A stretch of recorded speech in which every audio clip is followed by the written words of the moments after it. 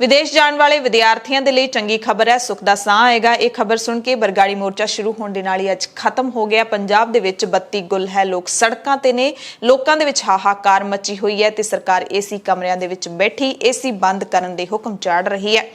5 जुलाई तक जेकर निर्विघन बिजली सप्लाई ना दी तो 6 जुलाई नूं कैप्टन दा महल घेरांगे, किसानां ने अल्टीमेटम दे दिता है। एमरजेंसी बुलेटिन देखने वाले सारे दर्शकों का स्वागत है। मैं हरशरण कौर। बुलेटिन दे विच खबरां दे विस्तार तो पहला लोक राय दा नतीजा जान लैने आ। कल दी लोक राय सी कि लुधियाना जिले दे मत्तेवाड़ा दे जंगल अते सैकड़े एकड़ उपजाऊ जमीन एक्वायर करन दे विरुद्ध परमिंदर सिंह ढींडसा ने जबरी हासिल कीती जमीन ते बूटे ला के संघर्ष विड़ दिता है। ਤੁਹਾਡੀ ਕੀ ਰਾਏ है कि जंगल ਦੇ ਨੇੜੇ ਉਦਯੋਗਿਕ ਹੱਬ ਬਣਨਾ ਚਾਹੀਦਾ ਜਾਂ ਨਹੀਂ? ਅਸੀਂ ਇਹ ਪੁੱਛਿਆ ਸੀ ਤਾਂ ਸਾਡੇ ਜਿਹੜੇ 94% ਦਰਸ਼ਕ ਨੇ ਉਹਨਾਂ ਨੇ ਕਿਹਾ ਕਿ ਨਹੀਂ ਬਣਨਾ ਚਾਹੀਦਾ, ਜੰਗਲ ਨੂੰ ਕੋਈ ਵੀ ਖਤਰਾ ਨਹੀਂ ਹੋਣਾ ਚਾਹੀਦਾ। 6% ਦਰਸ਼ਕਾਂ ਨੇ ਸਹਿਮਤੀ ਵਿੱਚ ਦਿੱਤੀ ਹੈ।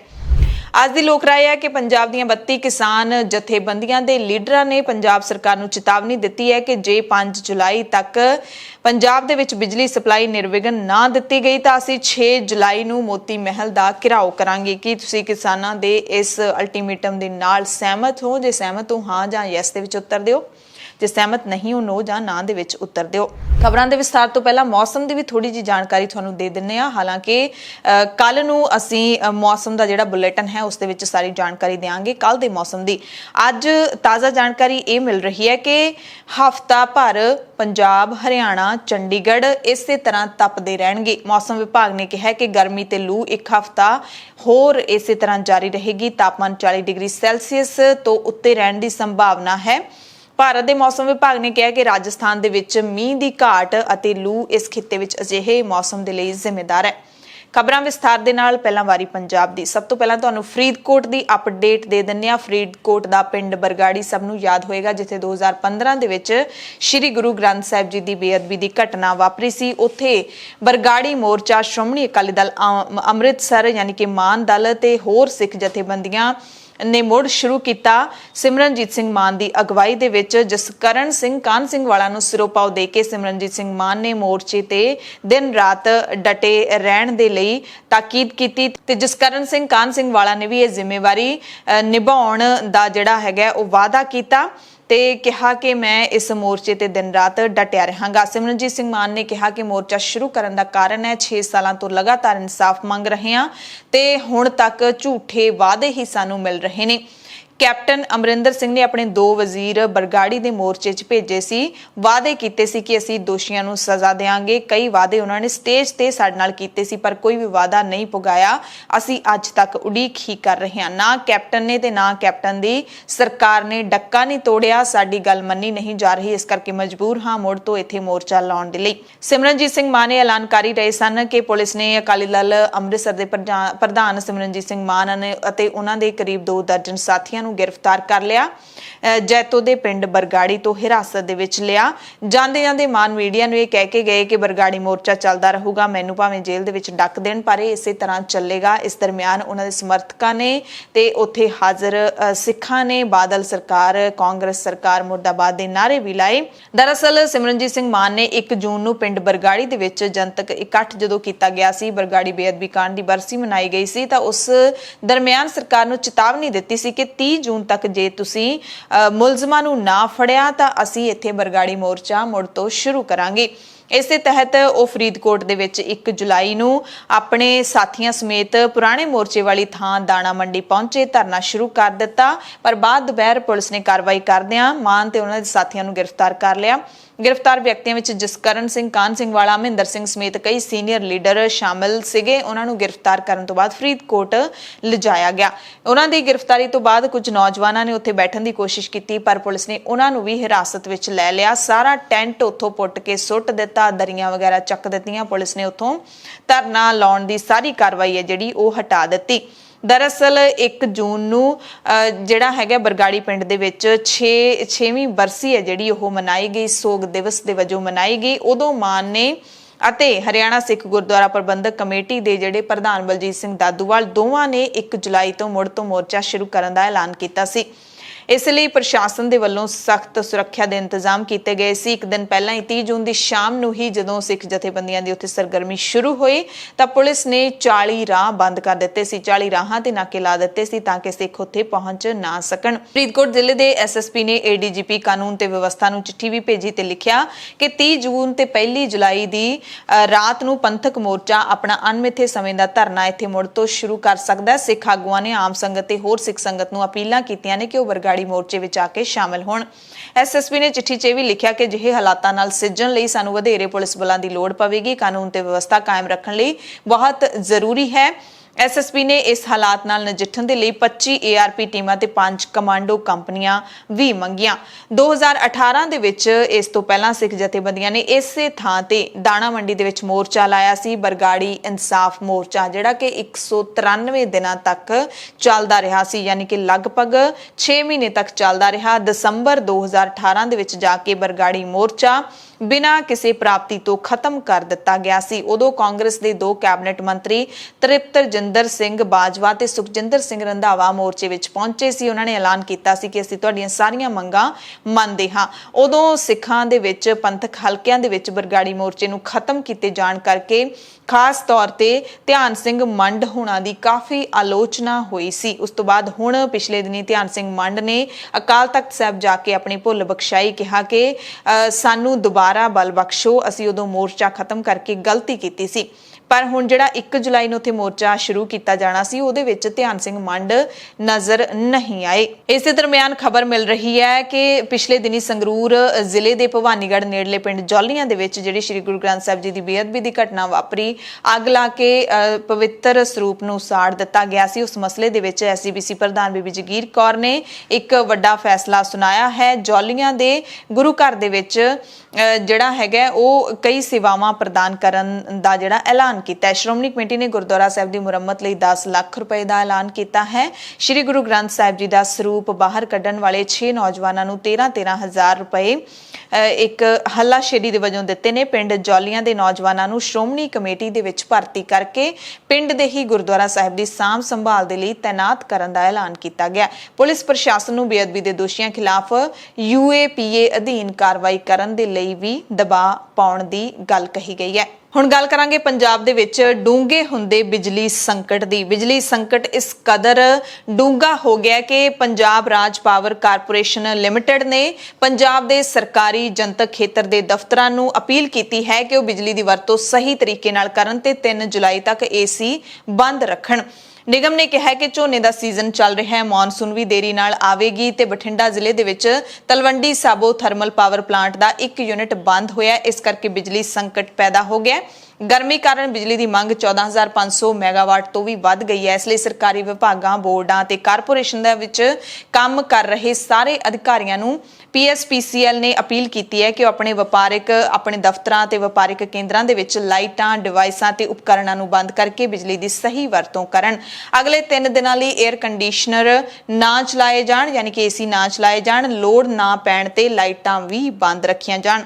ਇਸੇ ਦਰਮਿਆਨ ਖੇਤੀਬਾੜੀ ਸੈਕਟਰ ਦੇ ਵਿੱਚ ਬਿਜਲੀ ਦੀ ਮੰਗ ਵਧਣ ਤੋਂ ਬਾਅਦ ਪੰਜਾਬ ਦੇ ਕਈ ਹਿੱਸਿਆਂ ਦੇ ਵਿੱਚ ਸਨਅਤਾਂ ਵੀ 2 ਦਿਨਾਂ ਦੇ ਲਈ ਬੰਦ ਕਰ ਦਿੱਤੀਆਂ ਗਈਆਂ ਨੇ। ਵੀ ਵੱਡੀ ਖਬਰ ਹੈ ਕਿ ਪੰਜਾਬ ਦੇ ਵਿੱਚ ਉਦਯੋਗਿਕ ਇਕਾਈਆਂ 2 ਦਿਨਾਂ ਦੇ ਲਈ ਬੰਦ ਰਹਿਣਗੀਆਂ ਕਿਉਂਕਿ ਬਿਜਲੀ ਨਹੀਂ ਹੈ। ਬਿਜਲੀ ਦੀ ਮੰਗ ਤੇ ਸਪਲਾਈ ਵਿੱਚ ਪਾੜੇ ਕਾਰਨ ਸੂਬੇ ਦੇ ਕੇਂਦਰੀ ਜ਼ੋਨ ਲੁਧਿਆਣਾ, ਮੰਡੀ ਗੋਬਿੰਦਗੜ੍ਹ, ਖੰਨਾ, ਅਮਲੋਹ ਤੇ ਸਰਹੰਦ, ਉੱਤਰੀ ਜ਼ੋਨ ਜਲੰਧਰ, ਫਗਵਾੜਾ ਤੇ ਹੁਸ਼ਿਆਰਪੁਰ ਦੇ ਵਿੱਚ ਸਥਿਤ ਉਦਯੋਗਾਂ ਨੂੰ ਆਪੋ ਆਪਣੇ ਯੂਨਿਟ ਬੰਦ ਕਰਨ ਦੇ ਲਈ ਕਹਿ ਦਿੱਤਾ ਗਿਆ। 1 ਜੁਲਾਈ ਬਾਅਦ ਦੁਪਹਿਰ 2 ਵਜੇ ਤੋਂ 48 ਘੰਟਿਆਂ ਦੇ ਲਈ ਇਹ ਬੰਦ ਕੀਤੀਆਂ ਗਈਆਂ ਨੇ। ਹਾਲਾਂਕਿ ਇਹ ਵੀ ਖਬਰਾਂ ਮਿਲ ਰਹੀਆਂ ਨੇ ਕਿ ਸ਼ਾਮ 4 ਵਜੇ ਤੋਂ ਬੰਦ ਕੀਤੀਆਂ ਗਈਆਂ ਨੇ।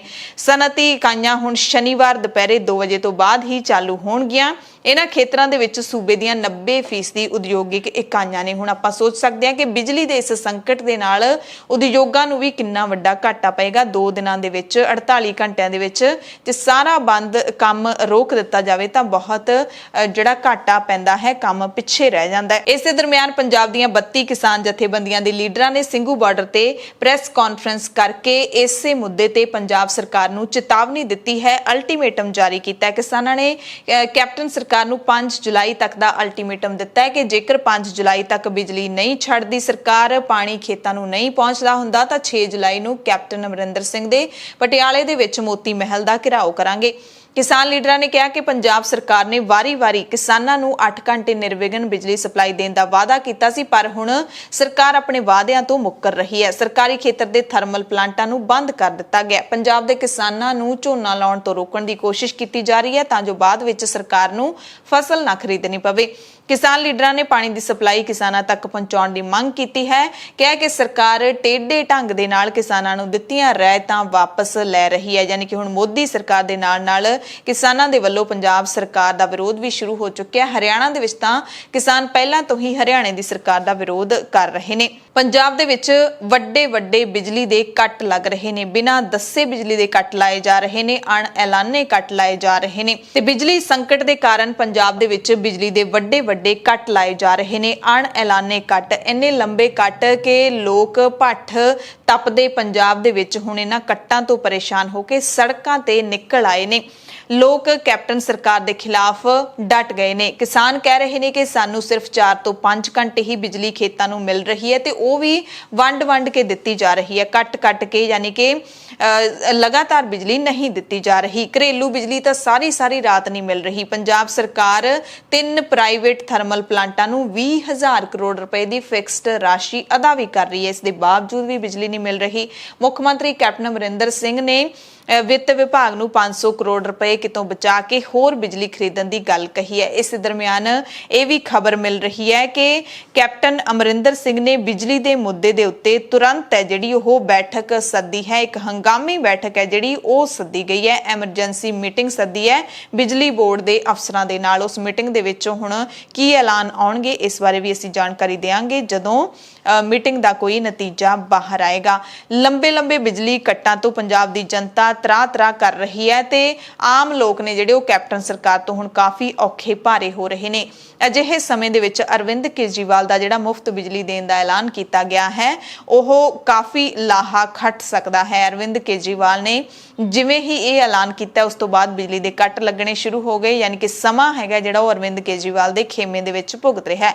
ਬਿਜਲੀ ਕੱਟਾਂ ਤੋਂ ਪਰੇਸ਼ਾਨ ਹੁਸ਼ਿਆਰਪੁਰ ਦੇ ਲੋਕਾਂ ਨੇ ਹਿਮਾਚਲ ਦੇ ਊਨਾ ਜਾਣ ਵਾਲੀ ਸੜਕ ਨੂੰ ਬੰਦ ਕਰ ਦਿੱਤਾ। ਕਿਸਾਨਾਂ ਨੇ ਚੇਤਾਵਨੀ ਦਿੱਤੀ ਹੈ ਕਿ ਉਹ ਮੋਗਾ ਲੁਧਿਆਣਾ ਹਾਈਵੇ ਵੀ ਜਾਮ ਕਰ ਦੇਣਗੇ। ਇਸੇ ਦਰਮਿਆਨ ਬਰਨਾਲਾ ਜ਼ਿਲ੍ਹੇ ਦੇ ਪਿੰਡ ਚੀਮਾ ਤੋਂ ਖਬਰ ਆਈ ਜਿੱਥੇ ਲੋਕ ਬਿਜਲੀ ਦੇ ਕੱਟਾਂ ਤੋਂ ਪਰੇਸ਼ਾਨ ਹੋ ਕੇ ਬਿਜਲੀ ਗ੍ਰਿਡ ਦੇ ਅੰਦਰ ਹੀ ਪਹੁੰਚ ਗਏ। ਵੱਡੀ ਗਿਣਤੀ ਵਿੱਚ ਇਕੱਠੇ ਹੋਏ 3 ਪਿੰਡਾਂ ਦੇ ਲੋਕਾਂ ਨੇ ਗ੍ਰਿਡ ਦੇ ਮੇਨ ਗੇਟ ਅਤੇ ਇਮਾਰਤ ਦੇ ਨਾਲ ਕੈਬਿਨ ਦੇ ਸ਼ੀਸ਼ੇ ਵੀ ਭੰਨ ਦਿੱਤੇ। ਬਿਜਲੀ ਮੁਲਾਜ਼ਮਾਂ ਦੇ ਵਿੱਚ ਭੰਨਤੋੜ ਨੂੰ ਲੈ ਕੇ ਕਾਫੀ ਰੋਸ ਪਾਇਆ ਗਿਆ ਅਤੇ ਲੋਕਾਂ ਦੇ ਖਿਲਾਫ ਪੁਲਿਸ ਵਿਭਾਗ ਨੂੰ ਸ਼ਿਕਾਇਤ ਦਰਜ ਕਰਵਾ ਕੇ ਕਾਰਵਾਈ ਕਰਨ ਦੀ ਮੰਗ ਕੀਤੀ ਗਈ ਹੈ।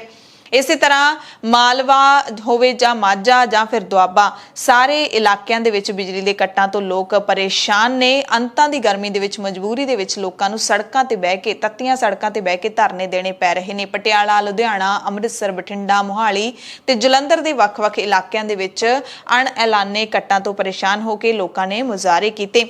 PSPCL ਦੇ ਚੇਅਰਮੈਨ ਕਮ ਮੈਨੇਜਿੰਗ ਡਾਇਰੈਕਟਰ ਵੇਨੂ ਪ੍ਰਸਾਦ ਨੇ ਕਿਹਾ ਕਿ ਝੋਨੇ ਦੀ ਲੁਆਈ ਦੇ ਸੀਜ਼ਨ ਕਾਰਨ ਤੇ ਵੱਧਦੀ ਗਰਮੀ ਦੇ ਕਾਰਨ ਬਿਜਲੀ ਦੀ ਮੰਗ ਵੱਧ ਗਈ ਹੈ। ਕਹਿੰਦੇ ਅਸੀਂ ਭਾਖੜਾ ਬਿਆਸ ਮੈਨੇਜਮੈਂਟ ਬੋਰਡ ਨੂੰ ਬੇਨਤੀ ਕੀਤੀ ਹੈ ਕਿ ਉਹ ਉਤਪਾਦਨ ਨੂੰ ਵਧਾਏ ਤਾਂ ਜੋ ਸਾਰੇ ਖਪਤਕਾਰਾਂ ਨੂੰ ਬਿਜਲੀ ਹੈ ਜਿਹੜੀ ਉਹ ਬੇਰੋਕ ਦਿੱਤੀ ਜਾ ਸਕੇ। ਇਸੇ ਦਰਮਿਆਨ ਸਿਆਸੀ ਧਿਰਾਂ ਨੇ ਵੀ ਆਪਣੀਆਂ ਕਮਰਾਂ ਕੱਸ ਲਈਆਂ ਨੇ ਕੈਪਟਨ ਸਰਕਾਰ ਨੂੰ ਖਿੱਚਣ ਦੇ ਲਈ। ਇਸ ਮਸਲੇ ਦੇ ਵਿੱਚ ਅਕਾਲੀ ਦਲ ਨੇ ਪੰਜਾਬ ਦੇ ਵਿੱਚ 2 ਜੁਲਾਈ ਨੂੰ ਬਿਜਲੀ ਕੱਟਾਂ ਦੇ ਖਿਲਾਫ ਰੋਸ ਮੁਜ਼ਾਹਰੇ ਕਰਨ ਦਾ ਐਲਾਨ ਕੀਤਾ ਹੈ। ਸੂਬਾ ਪੱਧਰੀ ਪ੍ਰਦਰਸ਼ਨ ਕੀਤੇ ਜਾਣਗੇ। ਬਿਜਲੀ ਸੰਕਟ ਤੇ ਕੈਪਟਨ ਸਰਕਾਰ ਨੂੰ ਘੇਰਨ ਦੇ ਲਈ ਪੰਜਾਬ ਦੇ ਸਾਰੇ ਬਿਜਲੀ ਬੋਰਡ ਦਫ਼ਤਰਾਂ ਦੇ ਬਾਹਰ ਅਕਾਲੀ ਦਲ ਨੇ ਪ੍ਰਦਰਸ਼ਨ ਕਰਨ ਦਾ ਐਲਾਨ ਕੀਤਾ ਹੈ। ਬਹੁਤ ਹੈਰਾਨੀ ਦੀ ਗੱਲ ਹੈ ਕਿ ਪੰਜਾਬ ਦੀ ਜਨਤਾ ਇਸ ਵੇਲੇ ਬਿਜਲੀ ਕਰਕੇ ਤਰਾ ਕਰ ਰਹੀ ਹੈ। ਝੋਨੇ ਦੀ ਲਵਾਈ ਹੋ ਰਹੀ ਹੈ, ਕਿਸਾਨਾਂ ਨੂੰ ਪਾਣੀ ਨਹੀਂ ਮਿਲ ਰਿਹਾ ਕਿਉਂਕਿ ਬਿਜਲੀ ਨਹੀਂ। ਘਰਾਂ ਦੇ ਵਿੱਚ ਸਾਰੇ ਦਿਨ ਦੇ ਜਿਹੜੇ ਕੱਟ ਲੱਗ ਰਹੇ ਆ ਔਰ ਲੋਕੀ ਜਿਹੜੇ ਆ ਰਾਤਾਂ ਨੂੰ ਸੜਕਾਂ ਦੇ ਉੱਤੇ ਧਰਨੇ ਦੇਣ ਵਾਸਤੇ ਜਿਹੜੇ ਆ ਉਹ ਮਜਬੂਰ ਆ। ਹਸਪਤਾਲਾਂ ਦੇ ਵਿੱਚ ਬਿਜਲੀ ਕਰਕੇ ਜਿਹੜੇ ਆ ਮਰੀਜ਼ ਜਿਹੜੇ ਆ ਉਹ ਤੜਫਾ ਰਹੇ। ਪਰ ਮੁੱਖ ਮੰਤਰੀ ਸਾਹਿਬ ਆਪਣੇ MLA ਦੇ ਨਾਲ ਸ਼ਾਹੀ ਲੰਚ ਕਰ ਰਹੇ ਆ ਔਰ ਬਾਕੀ ਇਹਨਾਂ ਦੀ ਲੀਡਰਸ਼ਿਪ ਜਿਹੜੀ ਆ ਉਹ ਦਿੱਲੀ ਦੇ ਵਿੱਚ ਮੀਟਿੰਗਾਂ ਕਰਕੇ ਤੇ ਦੂਜੀਆਂ ਪਾਰਟੀਆਂ ਦੇ ਖਿਲਾਫ ਸਾਜ਼ਿਸ਼ਾਂ ਘੜਨ ਦੇ ਵਿੱਚ ਬਿਜ਼ੀ। ਕੱਲ੍ਹ ਇਹਦੇ ਖਿਲਾਫ ਸ਼੍ਰੋਮਣੀ ਅਕਾਲੀ ਦਲ ਵੱਲੋਂ ਹਰ ਹਲਕੇ ਦੇ ਵਿੱਚ ਬਿਜਲੀ ਬੋਰਡ ਦੇ ਦਫ਼ਤਰਾਂ ਦੇ ਸਾਹਮਣੇ ਰੋਸ ਮੁਜ਼ਾਹਰੇ ਕੀਤੇ ਜਾਣਗੇ। ਕੁਝ ਥਾਵਾਂ 'ਤੇ ਅੱਜ ਕੀਤੇ ਜਾ ਰਹੇ ਆ, ਕੁਝ 'ਤੇ ਕੱਲ੍ਹ ਹੋਏ ਆ। ਜਿੱਥੇ ਰਹਿ ਗਏ ਆ ਉੱਥੇ ਸਾਰੇ ਹਲਕਿਆਂ ਦੇ ਵਿੱਚ ਕੱਲ੍ਹ 11 ਤੋਂ ਲੈ ਕੇ 11 ਵਜੇ ਸਾਰੇ ਬਿਜਲੀ ਬੋਰਡ ਦੇ ਦਫ਼ਤਰ ਦੇ ਸਾਹਮਣੇ ਰੋਸ ਮੁਜ਼ਾਹਰੇ ਜਿਹੜੇ ਆ ਉਹ ਕੀਤੇ ਜਾਣਗੇ, ਤਾਂ ਜੋ ਲੋਕਾਂ ਦੀ ਜਿਹੜੀ ਆਵਾਜ਼ ਹੈ ਉਹ ਸਰਕਾਰ ਦੇ ਬੋੜੇ ਕੰਨਾਂ ਤੱਕ ਪਹੁੰਚ ਸਕੇ। ਸ਼੍ਰੋਮਣੀ ਅਕਾਲੀ ਦਲ ਦੇ ਪ੍ਰਧਾਨ ਸੁਖਬੀਰ ਸਿੰਘ ਬਾਦਲ ਨੇ ਵੀ ਪੰਜਾਬ ਦੇ ਵਿੱਚ ਬਿਜਲੀ ਕੱਟ ਨੂੰ ਲੈ ਕੇ ਟਵੀਟ ਕੀਤਾ, ਕਿਹਾ ਕਿ ਬਿਜਲੀ ਦੇ ਲੰਮੇ ਕੱਟ ਲਾ ਕੇ ਕੈਪਟਨ ਸਰਕਾਰ ਝੋਨੇ ਦੀ ਬਿਜਾਈ ਦੇ ਸੀਜ਼ਨ ਦੇ ਵਿੱਚ ਕਿਸਾਨਾਂ ਨੂੰ ਮੁਫਤ ਬਿਜਲੀ ਨਾ ਦੇਣ ਦੇ ਬਹਾਨੇ ਬਣਾ ਰਹੀ ਹੈ। ਲੰਬੇ ਪਾਵਰ ਕੱਟ ਦਾ ਯੁੱਗ ਕਹਿੰਦੇ ਵਾਪਸ ਆ ਗਿਆ, ਉਹ ਵੀ ਉਦੋਂ ਜਦੋਂ ਵਿਰੋਧੀ ਵੀ ਇਹ ਮੰਨਦੇ ਨੇ ਕਿ ਅਕਾਲੀ ਸਰਕਾਰ ਨੇ ਪੰਜਾਬ ਨੂੰ ਬਿਜਲੀ ਦੇ ਮਾਮਲੇ ਵਿੱਚ ਸਰਪਲਸ ਸੂਬਾ ਬਣਾਇਆ ਸੀ। ਕਹਿੰਦੇ ਆਮ ਆਦਮੀ ਪਾਰਟੀ ਕੈਪਟਨ ਦੇ ਨਾਲ ਮਿਲੀ ਹੋਈ ਹੈ, ਪਰ ਅਕਾਲੀ ਦਲ ਚੁੱਪ ਨਹੀਂ ਬੈਠੂਗਾ। ਬਿਕਰਮ ਸਿੰਘ ਮਜੀਠੀਆ ਨੇਤਾ ਪੰਜਾਬ ਦੇ ਵਿੱਚ ਬਿਜਲੀ ਦੇ ਸੰਕਟ ਤੇ ਪ੍ਰੈਸ ਕਾਨਫਰੰਸ ਕਰ ਦਿੱਤੀ, ਕਿਹਾ ਕਿ ਪੰਜਾਬ ਦੇ ਵਿੱਚ ਬਿਜਲੀ ਦੇ ਜੋ ਐਮਰਜੈਂਸੀ ਹਾਲਾਤ ਬਣੇ ਨੇ ਉਸ ਬਾਰੇ ਹੁਣ ਪੰਜਾਬ ਸਰਕਾਰ ਦੀ ਪੋਲ ਖੁੱਲ ਗਈ ਹੈ। ਪੰਜਾਬ 'ਚ ਜਦੋਂ ਝੋਨੇ ਜਾਂ ਕਣਕ ਦੀ ਬਿਜਾਈ ਦਾ ਸਮਾਂ ਹੁੰਦਾ ਹੈ ਉਦੋਂ ਬਿਜਲੀ ਦੀ ਘਾਟ ਆ ਜਾਣ ਦਾ ਮਤਲਬ ਹੁੰਦਾ ਹੈ ਪੰਜਾਬ ਦੀ ਸਾਰੀ ਆਰਥਿਕਤਾ ਨੂੰ ਤਹਿਸ ਨਹਿਸ ਕਰ ਦੇਣਾ। ਕਹਿੰਦੇ ਇਹਦੇ ਨਾਲ ਕਿਸਾਨੀ ਬਹੁਤ ਵੱਡੇ ਖਤਰੇ ਵਿੱਚ ਪੈ ਜਾਂਦੀ ਹੈ। 10 ਤੋਂ 15 ਘੰਟਿਆਂ ਦੇ ਕੱਟ ਰੋਜ਼ ਲੱਗ ਰਹੇ ਨੇ। ਹਾਲਾਂਕਿ ਸਰਕਾਰ ਨੇ ਵਾਅਦਾ ਕੀਤਾ ਸੀ ਕਿ 24 ਘੰਟੇ ਬਿਜਲੀ ਸਪਲਾਈ ਦੇਵਾਂਗੇ, 24 ਘੰਟੇ ਤੱਕ ਹੀ 10-12 ਘੰਟੇ ਵੀ ਬਿਜਲੀ ਸਪਲਾਈ ਪੂਰੀ ਨਹੀਂ ਆ ਰਹੀ। ਬਿਕਰਮ ਮਜੀਠੀਆ ਨੇ ਕਿਹਾ ਕਿ ਕੈਪਟਨ ਨੇ ਸਾਰਿਆਂ ਨੂੰ ਆਪਣੇ ਦਫ਼ਤਰਾਂ ਦੇ ਏਸੀ ਬੰਦ ਕਰਨ ਲਈ ਕਹਿ ਦਿੱਤਾ ਹੈ, ਪਰ ਆਪ ਏਸੀ ਦੇ ਥੱਲੇ ਬੈਠੇ ਨੇ। ਬਿਜਲੀ ਸਰਕਾਰ ਦੇ ਨਹੀਂ ਰਹੀ ਤਾਂ ਫਸਲ ਕਿਵੇਂ ਸਾਂਭੀ ਜਾਊਗੀ। ਇਸੇ ਦਰਮਿਆਨ ਆਮ ਆਦਮੀ ਪਾਰਟੀ ਨੇ ਵੀ 3 ਜੁਲਾਈ ਨੂੰ ਬਿਜਲੀ ਸੰਕਟ ਤੇ ਕੈਪਟਨ ਸਰਕਾਰ ਦੇ ਖਿਲਾਫ ਰੋਸ ਮੁਜ਼ਾਹਰਾ ਕਰਨ ਦਾ ਐਲਾਨ ਕੀਤਾ ਹੈ। 3 ਜੁਲਾਈ ਨੂੰ ਆਮ ਆਦਮੀ ਪਾਰਟੀ ਵੱਲੋਂ ਕੈਪਟਨ ਅਮਰਿੰਦਰ ਸਿੰਘ ਦਾ 6ਵਾਂ ਫਾਰਮ ਘੇਰਨ ਦਾ ਐਲਾਨ ਕੀਤਾ ਗਿਆ ਹੈ। ਤੇ ਇਹਨਾਂ ਸਾਰੇ ਹਾਲਾਤਾਂ ਦੇ ਦਰਮਿਆਨ ਬੀਜੇਪੀ ਲੀਡਰ ਹਰਜੀਤ ਗਰੇਵਾਲ ਨੇ ਇੱਕ ਨਵਾਂ ਹੀ ਬਿਆਨ ਦੇ ਦਿੱਤਾ ਹੈ।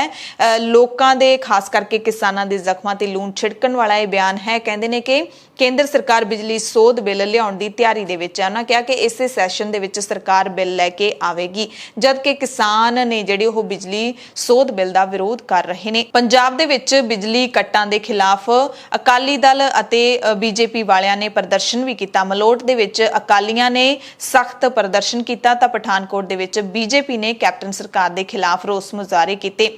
ਸੋ ਬਿਜਲੀ ਗੁੱਲ ਹੈ, ਲੋਕ ਸੜਕਾਂ ਤੇ ਹਨ। ਇਸੇ ਦਰਮਿਆਨ ਪੱਖੀਆਂ ਨੇ ਜਿਹੜੀਆਂ ਰਵਾਇਤੀ ਪੱਖੇ ਨੇ ਜਿਹੜੇ ਹਵਾ ਦੇਣ ਵਾਲੇ ਜਿਨ੍ਹਾਂ ਨੂੰ ਪੱਖੀਆਂ ਕਿਹਾ ਜਾਂਦਾ ਹੈ, ਉਹ ਵੀ ਲੋਕਾਂ ਦੀਆਂ ਸੰਦੂਕੜੀਆਂ ਦੇ ਵਿੱਚੋਂ ਬਾਹਰ ਨਿਕਲ ਆਈਆਂ ਨੇ। ਤਸਵੀਰਾਂ ਪੰਜਾਬ ਦੇ ਵਿੱਚੋਂ ਅਜਿਹੀਆਂ ਦਿਖ ਰਹੀਆਂ ਨੇ ਕਿਉਂਕਿ ਬਿਜਲੀ ਦੇ ਲੰਬੇ ਕੱਟ ਨੇ। ਇਨਵਰਟਰ ਵੀ ਕਿੰਨਾ ਚਿਰ ਕੱਟਣਗੇ, ਇਨਵਰਟਰ ਵੀ ਆਪਣਾ ਦਮ ਤੋੜ ਰਹੇ ਨੇ। ਤਾਂ ਲੋਕਾਂ ਨੂੰ ਹਵਾ ਲੈਣ ਦੇ ਲਈ ਪੱਖੀਆਂ ਨੇ ਜਿਹੜੀਆਂ ਰਵਾਇਤੀ ਉਹਨਾਂ ਦੇ ਨਾਲ ਹਵਾ ਝੱਲਣੀ ਪੈ ਰਹੀ ਹੈ। ਬਜ਼ੁਰਗਾਂ ਤੇ ਬੱਚਿਆਂ ਦਾ ਥੋੜਾ ਜ਼ਿਆਦਾ ਹਾਲ ਖਰਾਬ ਹੈ ਕਿਉਂਕਿ ਗਰਮੀ ਦੇ ਵਿੱਚ ਪਾਰਾ ਇਸ ਕਦਰ ਵੱਧ ਗਿਆ ਹੈ ਕਿ ਲੋਕਾਂ ਨੂੰ ਜਿਹੜਾ ਹੈਗਾ ਗਰਮੀ ਪਰੇਸ਼ਾਨ ਕਰ ਰਹੀ ਹੈ। ਹੁਣ ਇਸ ਮੌਸਮ ਦੇ ਵਿੱਚ ਕਿਉਂਕਿ ਮੌਨਸੂਨ ਵੀ ਨਹੀਂ ਆ ਰਹੀ ਤੇ ਲੋਕ ਪਰੇਸ਼ਾਨ ਹੋ ਰਹੇ ਨੇ, ਕਿਸਾਨ ਵੀ ਪਰੇਸ਼ਾਨ ਨੇ। ਫਸਲ ਹੈ ਜਿਹੜੀ ਉਹ ਬੀਜਣੀ ਹੈ, ਉਸਨੂੰ ਪਾਣੀ ਦੇਣਾ ਹੈ। ਪਾਣੀ ਦੇਣ ਦੇ ਲਈ ਮੋਟਰਾਂ ਜਿਹੜੀਆਂ ਉਹ ਚਲਾਉਣੀਆਂ ਪੈ ਰਹੀਆਂ ਨੇ, ਪਰ ਡੀਜ਼ਲ ਵੀ ਇੰਨਾ ਮਹਿੰਗਾ ਹੈ, ਕਿੰਨਾ ਕੁ ਚਿਰ ਮੋਟਰਾਂ ਚਲਾਉਣਗੇ। ਸੋ ਪੰਜਾਬ ਦਾ ਸਾਰਾ ਜਿਹੜਾ ਵਰਗ ਹੈ ਉਹ ਪਰੇਸ਼ਾਨ ਹੈ ਬਿਜਲੀ ਗੁੱਲ ਹੋਣ ਤੋਂ ਬਾਅਦ। ਮੋਹਾਲੀ ਦੀ ਗੱਲ ਕਰ ਲਈਏ, ਸਾਹਿਬਜ਼ਾਦਾ ਅਜੀਤ ਸਿੰਘ ਨਗਰ ਮੋਹਾਲੀ ਦੇ ਵਿੱਚ ਬਿਜਲੀ ਦੇ ਲੰਬੇ ਕੱਟ ਲੱਗ ਰਹੇ ਨੇ। ਇੱਕ ਵਿਕਸਿਤ ਜ਼ਿਲ੍ਹਾ ਮੰਨਿਆ ਜਾਂਦਾ ਹੈ ਮੋਹਾਲੀ ਨੂੰ ਕਿਉਂਕਿ ਸਰਕਾਰ ਦੇ ਬਥੇਰੇ ਮੰਤਰੀ ਨੇ ਜਿਹੜੇ ਉਹ ਮੋਹਾਲੀ ਸ਼ਹਿਰ ਦੇ ਵਿੱਚ ਰਹਿੰਦੇ ਨੇ। ਚੰਡੀਗੜ੍ਹ ਦੇ ਨਾਲ ਲੱਗਦਾ ਸ਼ਹਿਰ ਹੈ ਪਰ ਇੱਥੇ ਦਿਨ ਰਾਤ ਬਿਜਲੀ ਦੇ ਕੱਟ ਲੱਗ ਰਹੇ ਨੇ। ਇੱਕ ਖਬਰ ਛਪੀ ਹੈ ਇੱਕ ਅਖਬਾਰ ਦੇ ਵਿੱਚ ਕਿ ਸ਼ਿਕਾਇਤ ਕੇਂਦਰ ਵਾਲਿਆਂ ਨੇ ਡੀਐਸਪੀ ਦਾ ਫੋਨ ਤੱਕ ਨਹੀਂ ਚੁੱਕਿਆ। ਸਕਰੀਨਸ਼ਾਟ ਵਾਇਰਲ ਹੋਇਆ ਪਿਆ ਹੁਣ ਸੋਸ਼ਲ ਮੀਡੀਆ ਤੇ। ਪੰਜਾਬ ਪੁਲਿਸ ਦੇ ਡੀਐਸਪੀ ਦੇ ਵੱਲੋਂ ਬਿਜਲੀ ਨਾ ਆਉਣ ਦੀ ਸ਼ਿਕਾਇਤ ਕਰਨ ਦੇ ਲਈ ਲਗਾਤਾਰ ਬਿਜਲੀ ਸ਼ਿਕਾਇਤ ਕੇਂਦਰ ਤੇ ਫੋਨ ਕੀਤਾ ਗਿਆ ਪਰ ਦਫ਼ਤਰ 'ਚ ਕਿਸੇ ਨੇ ਫੋਨ ਨਹੀਂ ਚੱਕਿਆ, ਜਿਸ ਤੋਂ ਬਾਅਦ ਡੀਐਸਪੀ ਨੇ ਬਿਜਲੀ ਵਿਭਾਗ ਨੂੰ ਕੀਤੇ ਗਏ ਫੋਨਾਂ ਦਾ ਸਕਰੀਨਸ਼ਾਟ ਲੈ ਕੇ ਸੋਸ਼ਲ ਮੀਡੀਆ ਗਰੁੱਪ 'ਚ ਪਾ ਦਿੱਤਾ ਜੋ ਕਿ ਵਾਇਰਲ ਹੋ ਰਿਹਾ ਹੈ। ਪਟਿਆਲਾ ਤੋਂ ਖਬਰ ਹੈ ਜਿੱਥੇ ਪੰਜਾਬ ਭਰ ਤੋਂ ਹਜ਼ਾਰਾਂ ਦੀ ਗਿਣਤੀ ਵਿੱਚ ਪਹੁੰਚੇ ਬਿਜਲੀ ਕਾਮਿਆਂ ਨੇ ਪਟਿਆਲਾ ਦੇ ਵਿੱਚ ਪਾਵਰਕਾਮ ਦੇ ਮੁੱਖ ਦਫ਼ਤਰ ਦੇ ਤਿੰਨੇ ਗੇਟਾਂ ਨੂੰ ਦਫ਼ਤਰ ਲੱਗਣ ਸਾਰ ਘੇਰ ਲਿਆ। ਪੀਐਸਸੀਬੀ EMPLOYEES ਜੁਆਇੰਟ ਫੋਰਮ ਵਿਚਲੀਆਂ ਵੱਖ-ਵੱਖ ਬਿਜਲੀ ਮੁਲਾਜ਼ਮ ਜਥੇਬੰਦੀਆਂ ਦੇ ਇਸ ਸਾਂਝੇ ਰੋਸ ਪ੍ਰੋਗਰਾਮ ਦੇ ਦੌਰਾਨ ਪਾਵਰ ਮੈਨੇਜਮੈਂਟ ਖਿਲਾਫ ਰੋਸ ਪ੍ਰਗਟ ਕਰਦਿਆਂ ਮੈਨੇਜਮੈਂਟ ਜੁਆਇੰਟ ਫੋਰਮ ਦੇ ਨਾਲ ਮੰਨੀਆਂ ਮੰਗਾਂ ਲਾਗੂ ਕਰਨ ਤੋਂ ਟਾਲਾ ਵੱਟਣ ਦਾ ਇਲਜ਼ਾਮ ਲਾਇਆ ਗਿਆ। ਇਸ ਪ੍ਰਦਰਸ਼ਨ ਨੂੰ ਸੰਬੋਧਨ ਕਰਦਿਆਂ ਮੰਗ ਪੱਤਰ ਮੁਤਾਬਿਕ ਮੰਗਾਂ ਵੀ ਤੁਰੰਤ ਮੰਨਣ ਤੇ ਜ਼ੋਰ ਦਿੰਦਿਆਂ ਲੀਡਰਾਂ ਨੇ ਕਈ ਮਾਮਲਿਆਂ ਉੱਤੇ ਕੈਪਟਨ ਸਰਕਾਰ ਦੇ ਖਿਲਾਫ ਤਿੱਖੇ ਵਾਰ ਵੀ ਕੀਤੇ। ਕਿਹਾ ਕਿ ਮੈਨੇਜਮੈਂਟ ਤੇ ਪੰਜਾਬ ਸਰਕਾਰ ਦੇ ਵੱਲੋਂ ਵੱਖ-ਵੱਖ ਮਸਲਿਆਂ ਤੇ ਘੇਸਲ ਵੱਟਣ ਦੀ ਕੋਸ਼ਿਸ਼ ਕੀਤੀ ਜਾ ਰਹੀ ਹੈ, ਇਸ ਕਰਕੇ ਮੁਲਾਜ਼ਮ ਜਥੇਬੰਦੀਆਂ ਦੇ ਵਿੱਚ ਤਿੱਖਾ ਰੋਸ ਪਾਇਆ ਜਾ ਰਿਹਾ ਹੈ। ਇਹਨਾਂ ਚੇਤਾਵਨੀ ਦਿੱਤੀ ਹੈ ਕਿ ਜੇ ਮੈਨੇਜਮੈਂਟ ਤੇ ਸਰਕਾਰ ਦੇ ਕੰਨਾਂ ਤੇ ਜੂੰ ਨਾ ਸਰਕੀ ਤਾਂ ਅਸੀਂ ਹੋਰ ਵੀ ਤਿੱਖਾ ਰੋਸ ਮੁਜ਼ਾਹਰਾ ਕਰਾਂਗੇ। ਇਹ ਖਬਰ ਵਿਦੇਸ਼ ਯਾਤਰਾ ਦੇ ਨਾਲ ਜੁੜੀ ਹੋਈ ਹੈ, ਜਿਸ ਨੂੰ ਸੁਣ ਕੇ ਵਿਦੇਸ਼ ਖਾਸ ਕਰਕੇ ਯੂਰਪ ਦੇ ਵਿੱਚ ਜਿਹੜੇ ਵਿਦਿਆਰਥੀ ਪੜ੍ਹਾਈ ਕਰਨ ਦੇ ਲਈ ਜਾਣਾ ਚਾਹੁੰਦੇ ਨੇ, ਜਿਨ੍ਹਾਂ ਨੇ ਫੀਸਾਂ ਵਗੈਰਾ ਭਰ ਰੱਖੀਆਂ ਨੇ, ਉਹਨਾਂ ਦੇ ਲਈ ਜ਼ਰੂਰ ਰਾਹਤ ਵਾਲੀ ਖਬਰ ਹੈ, ਕਿਉਂਕਿ ਯੂਰਪੀਅਨ ਯੂਨੀਅਨ ਦੇ 7 ਦੇਸ਼ਾਂ ਤੇ ਸਵਿਟਜ਼ਰਲੈਂਡ ਨੇ ਕੋਵਿਸ਼ੀਲਡ ਨੂੰ ਮਾਨਤਾ ਦੇ ਦਿੱਤੀ ਹੈ। ਯੂਰਪ ਜਾਣ ਵਾਲਿਆਂ ਦੇ ਲਈ ਇਹ ਖਾਸ ਕਰਕੇ ਖੁਸ਼ਖਬਰੀ ਹੈ। ਜੇ ਤੁਸੀਂ ਉੱਥੇ ਜਾਣ ਬਾਰੇ ਸੋਚ ਰਹੇ ਹੋ ਤਾਂ ਤੁਹਾਡੀ ਇੱਕ ਰੁਕਾਵਟ ਹੈ ਜਿਹੜੀ ਉਹ ਜ਼ਰੂਰ ਦੂਰ ਹੋ ਗਈ ਹੈ। ਯੂਰਪੀਅਨ ਯੂਨੀਅਨ ਦੇ 7 ਮੁਲਕਾਂ ਆਸਟਰੀਆ, ਜਰਮਨੀ, ਯੂਨਾਨ, ਸਲੋਵੇਨੀਆ, ਆਇਰਲੈਂਡ ਤੇ ਸਪੇਨ ਦੇ ਨਾਲ-ਨਾਲ ਸਵਿਟਜ਼ਰਲੈਂਡ ਨੇ ਵੀ ਭਾਰਤ ਦੀ ਕੋਵਿਸ਼ੀਲਡ ਨੂੰ ਮਾਨਤਾ ਦੇ ਦਿੱਤੀ ਹੈ। ਯਾਨੀ ਕਿ ਜਿਹਨੇ ਕੋਵਿਸ਼ੀਲਡ ਵੈਕਸੀਨ ਲਈ ਹੋਈ ਹੈ ਉਹ ਹੁਣ ਇਹਨਾਂ ਮੁਲਕਾਂ ਦੇ ਵਿੱਚ ਜਾ ਸਕਦੇ ਨੇ। ਪਹਿਲਾਂ ਇਹ ਸੀ ਕਿ ਜਿਨ੍ਹਾਂ ਨੇ ਕੋਵਿਸ਼ੀਲਡ ਦਾ ਟੀਕਾ ਲਵਾਇਆ ਹੈ ਉਹ ਬਾਹਰਲੇ ਮੁਲਕਾਂ 'ਚ ਨਹੀਂ ਜਾ ਸਕਦੇ। ਯੂਰਪ ਜਾਣ ਦੇ ਲਈ ਇਹ ਪ੍ਰਵਾਨਗੀ ਬਹੁਤ ਜ਼ਰੂਰੀ ਸੀ। ਇਸ ਸਮੇਂ ਕਿਸੇ ਵੀ ਦੇਸ਼ ਦੀ ਯਾਤਰਾ ਦੇ ਲਈ ਵੈਕਸੀਨ ਪਾਸਪੋਰਟ ਦੀ ਜ਼ਰੂਰਤ ਹੈ। ਵੈਕਸੀਨ ਪਾਸਪੋਰਟ ਦੀ ਜਿਹੜਾ ਨਿਯਮ ਹੈਗਾ ਉਹ ਕਈ ਦੇਸ਼ਾਂ ਨੇ ਅਪਣਾ ਲਿਆ ਹੈਗਾ ਇਸ ਨਵੇਂ ਨਿਯਮ ਨੂੰ ਕਿ ਵੈਕਸੀਨ ਲੱਗੀ ਹੋਣੀ ਜ਼ਰੂਰੀ ਹੈ। ਪਰ ਵੈਕਸੀਨ ਜਿਹੜੇ ਮੁਲਕ ਦੇ ਵਿੱਚ ਤੁਸੀਂ ਜਾ ਰਹੇ ਹੋ ਉੱਥੇ ਜਿਹੜੀ ਪ੍ਰਵਾਨਿਤ ਹੈ ਉਹ ਵੈਕਸੀਨ ਤੁਹਾਡੀ ਲੱਗੀ ਹੋਣੀ ਜ਼ਰੂਰੀ ਹੈ। ਅਗਲੀ ਖਬਰ ਹੈ ਕਿ ਭਾਰਤੀ ਵਿਦੇਸ਼ ਮੰਤਰਾਲੇ ਨੇ ਕਿਹਾ ਹੈ ਕਿ ਜੇਲ੍ਹਾਂ ਦੇ ਵਿੱਚ ਬੰਦ ਭਾਰਤੀ ਕੈਦੀਆਂ ਨੂੰ ਪਾਕਿਸਤਾਨ ਛੇਤੀ ਰਿਹਾ ਕਰੇ। ਭਾਰਤ ਨੇ ਪਾਕਿਸਤਾਨ ਨੂੰ ਇਹ ਕਿਹਾ ਹੈ ਕਿ ਪਾਕਿਸਤਾਨੀ ਜੇਲ੍ਹਾਂ ਦੇ ਵਿੱਚ ਬੰਦ ਭਾਰਤੀ ਨਾਗਰਿਕਾਂ ਤੇ ਲਾਪਤਾ ਰੱਖਿਆ ਮੁਲਾਜ਼ਮਾਂ ਦੀ ਛੇਤੀ ਰਿਹਾਈ ਤੇ ਘਰ ਵਾਪਸੀ ਲਈ ਰਾਹ ਪੱਧਰਾ ਕਰੇ ਪਾਕਿਸਤਾਨ। ਭਾਰਤ ਤੇ ਪਾਕਿਸਤਾਨ ਨੇ ਜੇਲ੍ਹਾਂ ਦੇ ਵਿੱਚ ਬੰਦ ਕੈਦੀਆਂ ਤੇ ਮਛੇਰਿਆਂ ਦੀਆਂ ਸੂਚੀਆਂ ਇੱਕ ਦੂਸਰੇ ਨੂੰ ਦੇ ਦਿੱਤੀਆਂ ਨੇ। ਭਾਰਤ ਨੇ ਪਾਕਿਸਤਾਨ ਤੋਂ ਭਾਰਤੀ ਕੈਦੀਆਂ, ਲਾਪਤਾ ਰੱਖਿਆ ਮੁਲਾਜ਼ਮਾਂ ਤੇ ਮਛੇਰਿਆਂ ਨੂੰ ਜਲਦ ਰਿਹਾ ਕਰਨ ਤੇ ਉਹਨਾਂ ਦੀਆਂ ਕਿਸ਼ਤੀਆਂ ਛੱਡਣ ਦੇ ਲਈ ਵੀ ਕਿਹਾ ਹੈ।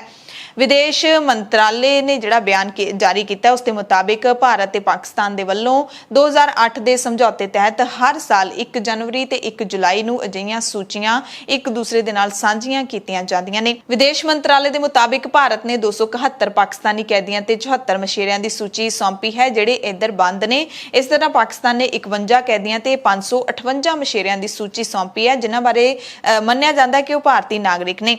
ਸਰਕਾਰ ਨੇ ਕੋਰੋਨਾ ਮਹਾਮਾਰੀ ਨੂੰ ਦੇਖਦਿਆਂ ਪਾਕਿਸਤਾਨ ਨੂੰ ਸਾਰੇ ਭਾਰਤੀਆਂ ਦੀ ਸੁਰੱਖਿਆ ਯਕੀਨੀ ਬਣਾਉਣ ਦੀ ਵੀ ਅਪੀਲ ਕੀਤੀ ਹੈ। ਅਗਲੀ ਖਬਰ 26 ਜਨਵਰੀ 2021 ਦੀ ਟਰੈਕਟਰ ਪਰੇਡ ਦੇ ਨਾਲ ਜੁੜੀ ਹੋਈ ਹੈ। ਦਿੱਲੀ ਅਦਾਲਤ ਨੇ ਗਣਤੰਤਰ ਦਿਵਸ ਮੌਕੇ ਕਿਸਾਨਾਂ ਦੀ ਰੋਸ ਰੈਲੀ ਦੌਰਾਨ ਲਾਲ ਕਿਲੇ ਦੇ ਵਿੱਚ ਜੋ ਭੰਨਤੋੜ ਦੀਆਂ ਘਟਨਾਵਾਂ ਹੋਈਆਂ ਸੀ ਉਸ ਮਾਮਲੇ ਦੇ ਵਿੱਚ 26 ਸਾਲਾ ਨੌਜਵਾਨ ਨੂੰ 5 ਦਿਨਾਂ ਦੀ ਪੁਲਿਸ ਰਿਮਾਂਡ ਦੇ ਵਿੱਚ ਭੇਜ ਦਿੱਤਾ ਹੈ। ਬੂਟਾ ਸਿੰਘ ਨੂੰ ਇੱਕ ਦਿਨ ਪਹਿਲਾਂ ਹੀ ਗ੍ਰਿਫਤਾਰ ਕੀਤਾ ਗਿਆ ਸੀ। ਬੂਟਾ ਸਿੰਘ ਦੇ ਖਿਲਾਫ ਇਲਜ਼ਾਮ ਲਾਇਆ ਗਿਆ ਹੈ ਕਿ ਉਸ ਦਿਨ ਬੂਟਾ ਸਿੰਘ ਨੇ ਸਰਗਰਮ ਭੂਮਿਕਾ ਨਿਭਾਈ ਸੀ।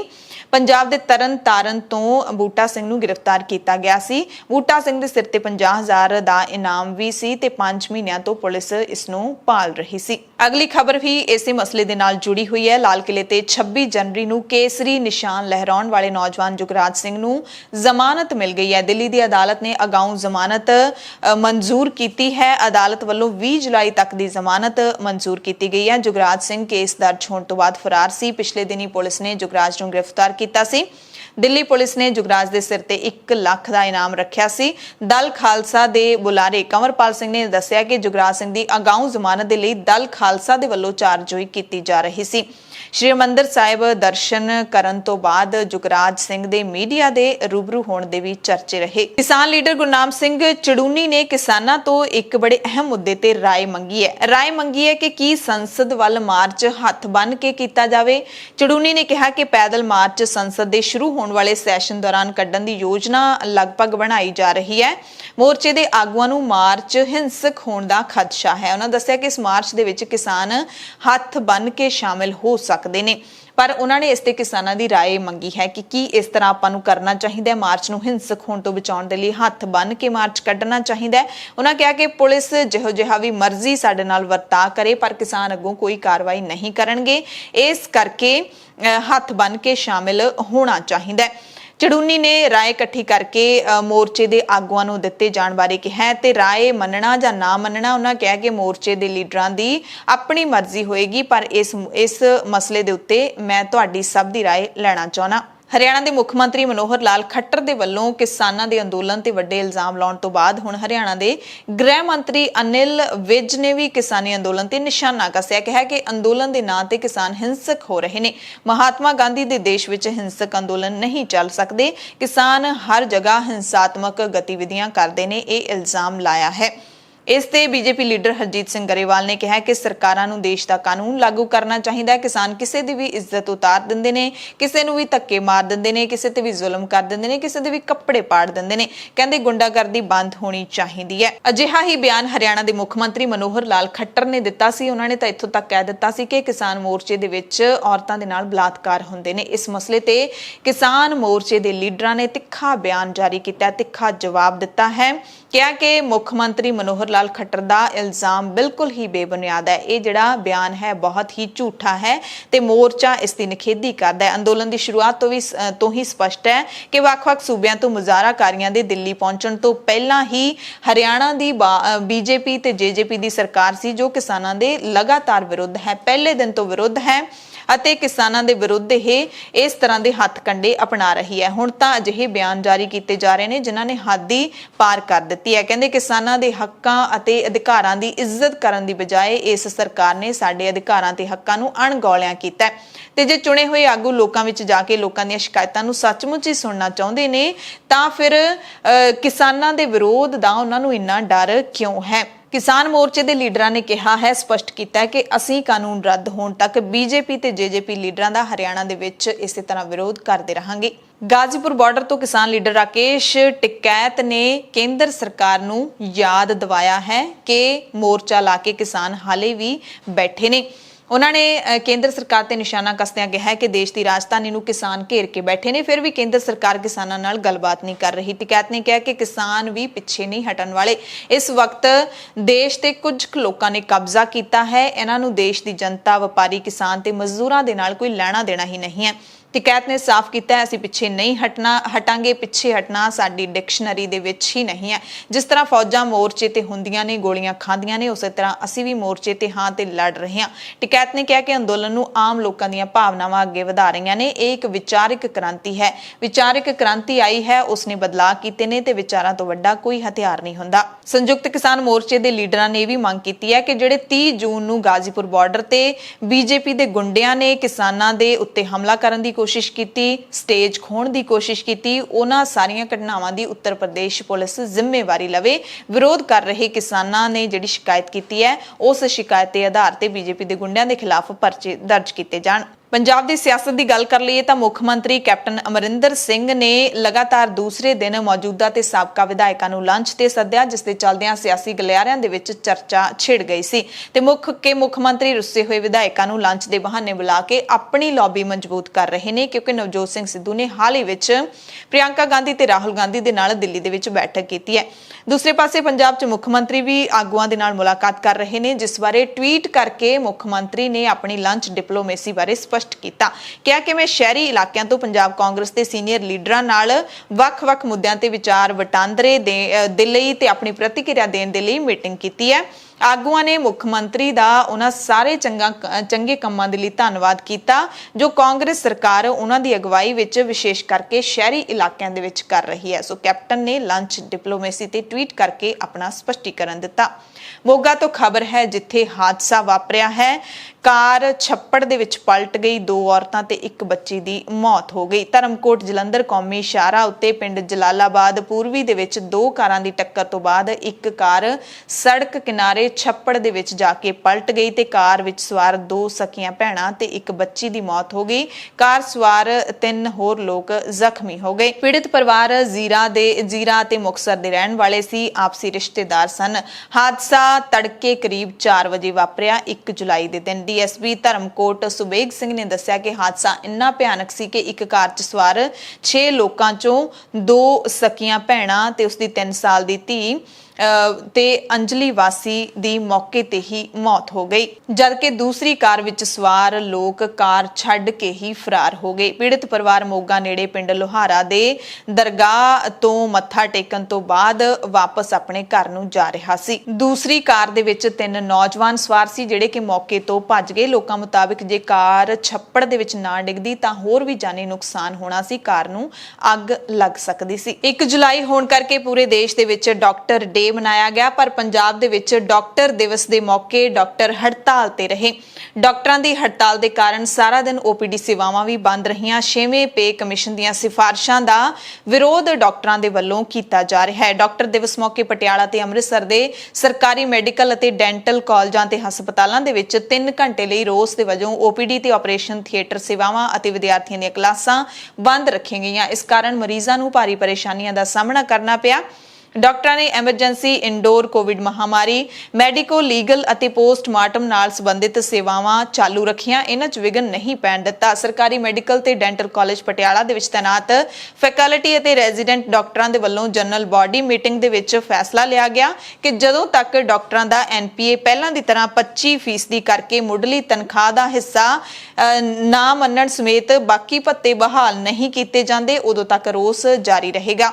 ਡਾਕਟਰਾਂ ਨੇ ਵੱਖ-ਵੱਖ ਥਾਵਾਂ ਤੇ ਤਨਖਾਹ ਕਮਿਸ਼ਨ ਰਿਪੋਰਟ ਦੀਆਂ ਕਾਪੀਆਂ ਵੀ ਸਾੜੀਆਂ, ਜਿਹੜਾ ਕਿ ਪਿਛਲੇ ਦਿਨੀ ਪੰਜਾਬ ਸਰਕਾਰ ਨੇ ਲਾਗੂ ਕਰਨ ਦਾ ਐਲਾਨ ਕੀਤਾ ਹੈ।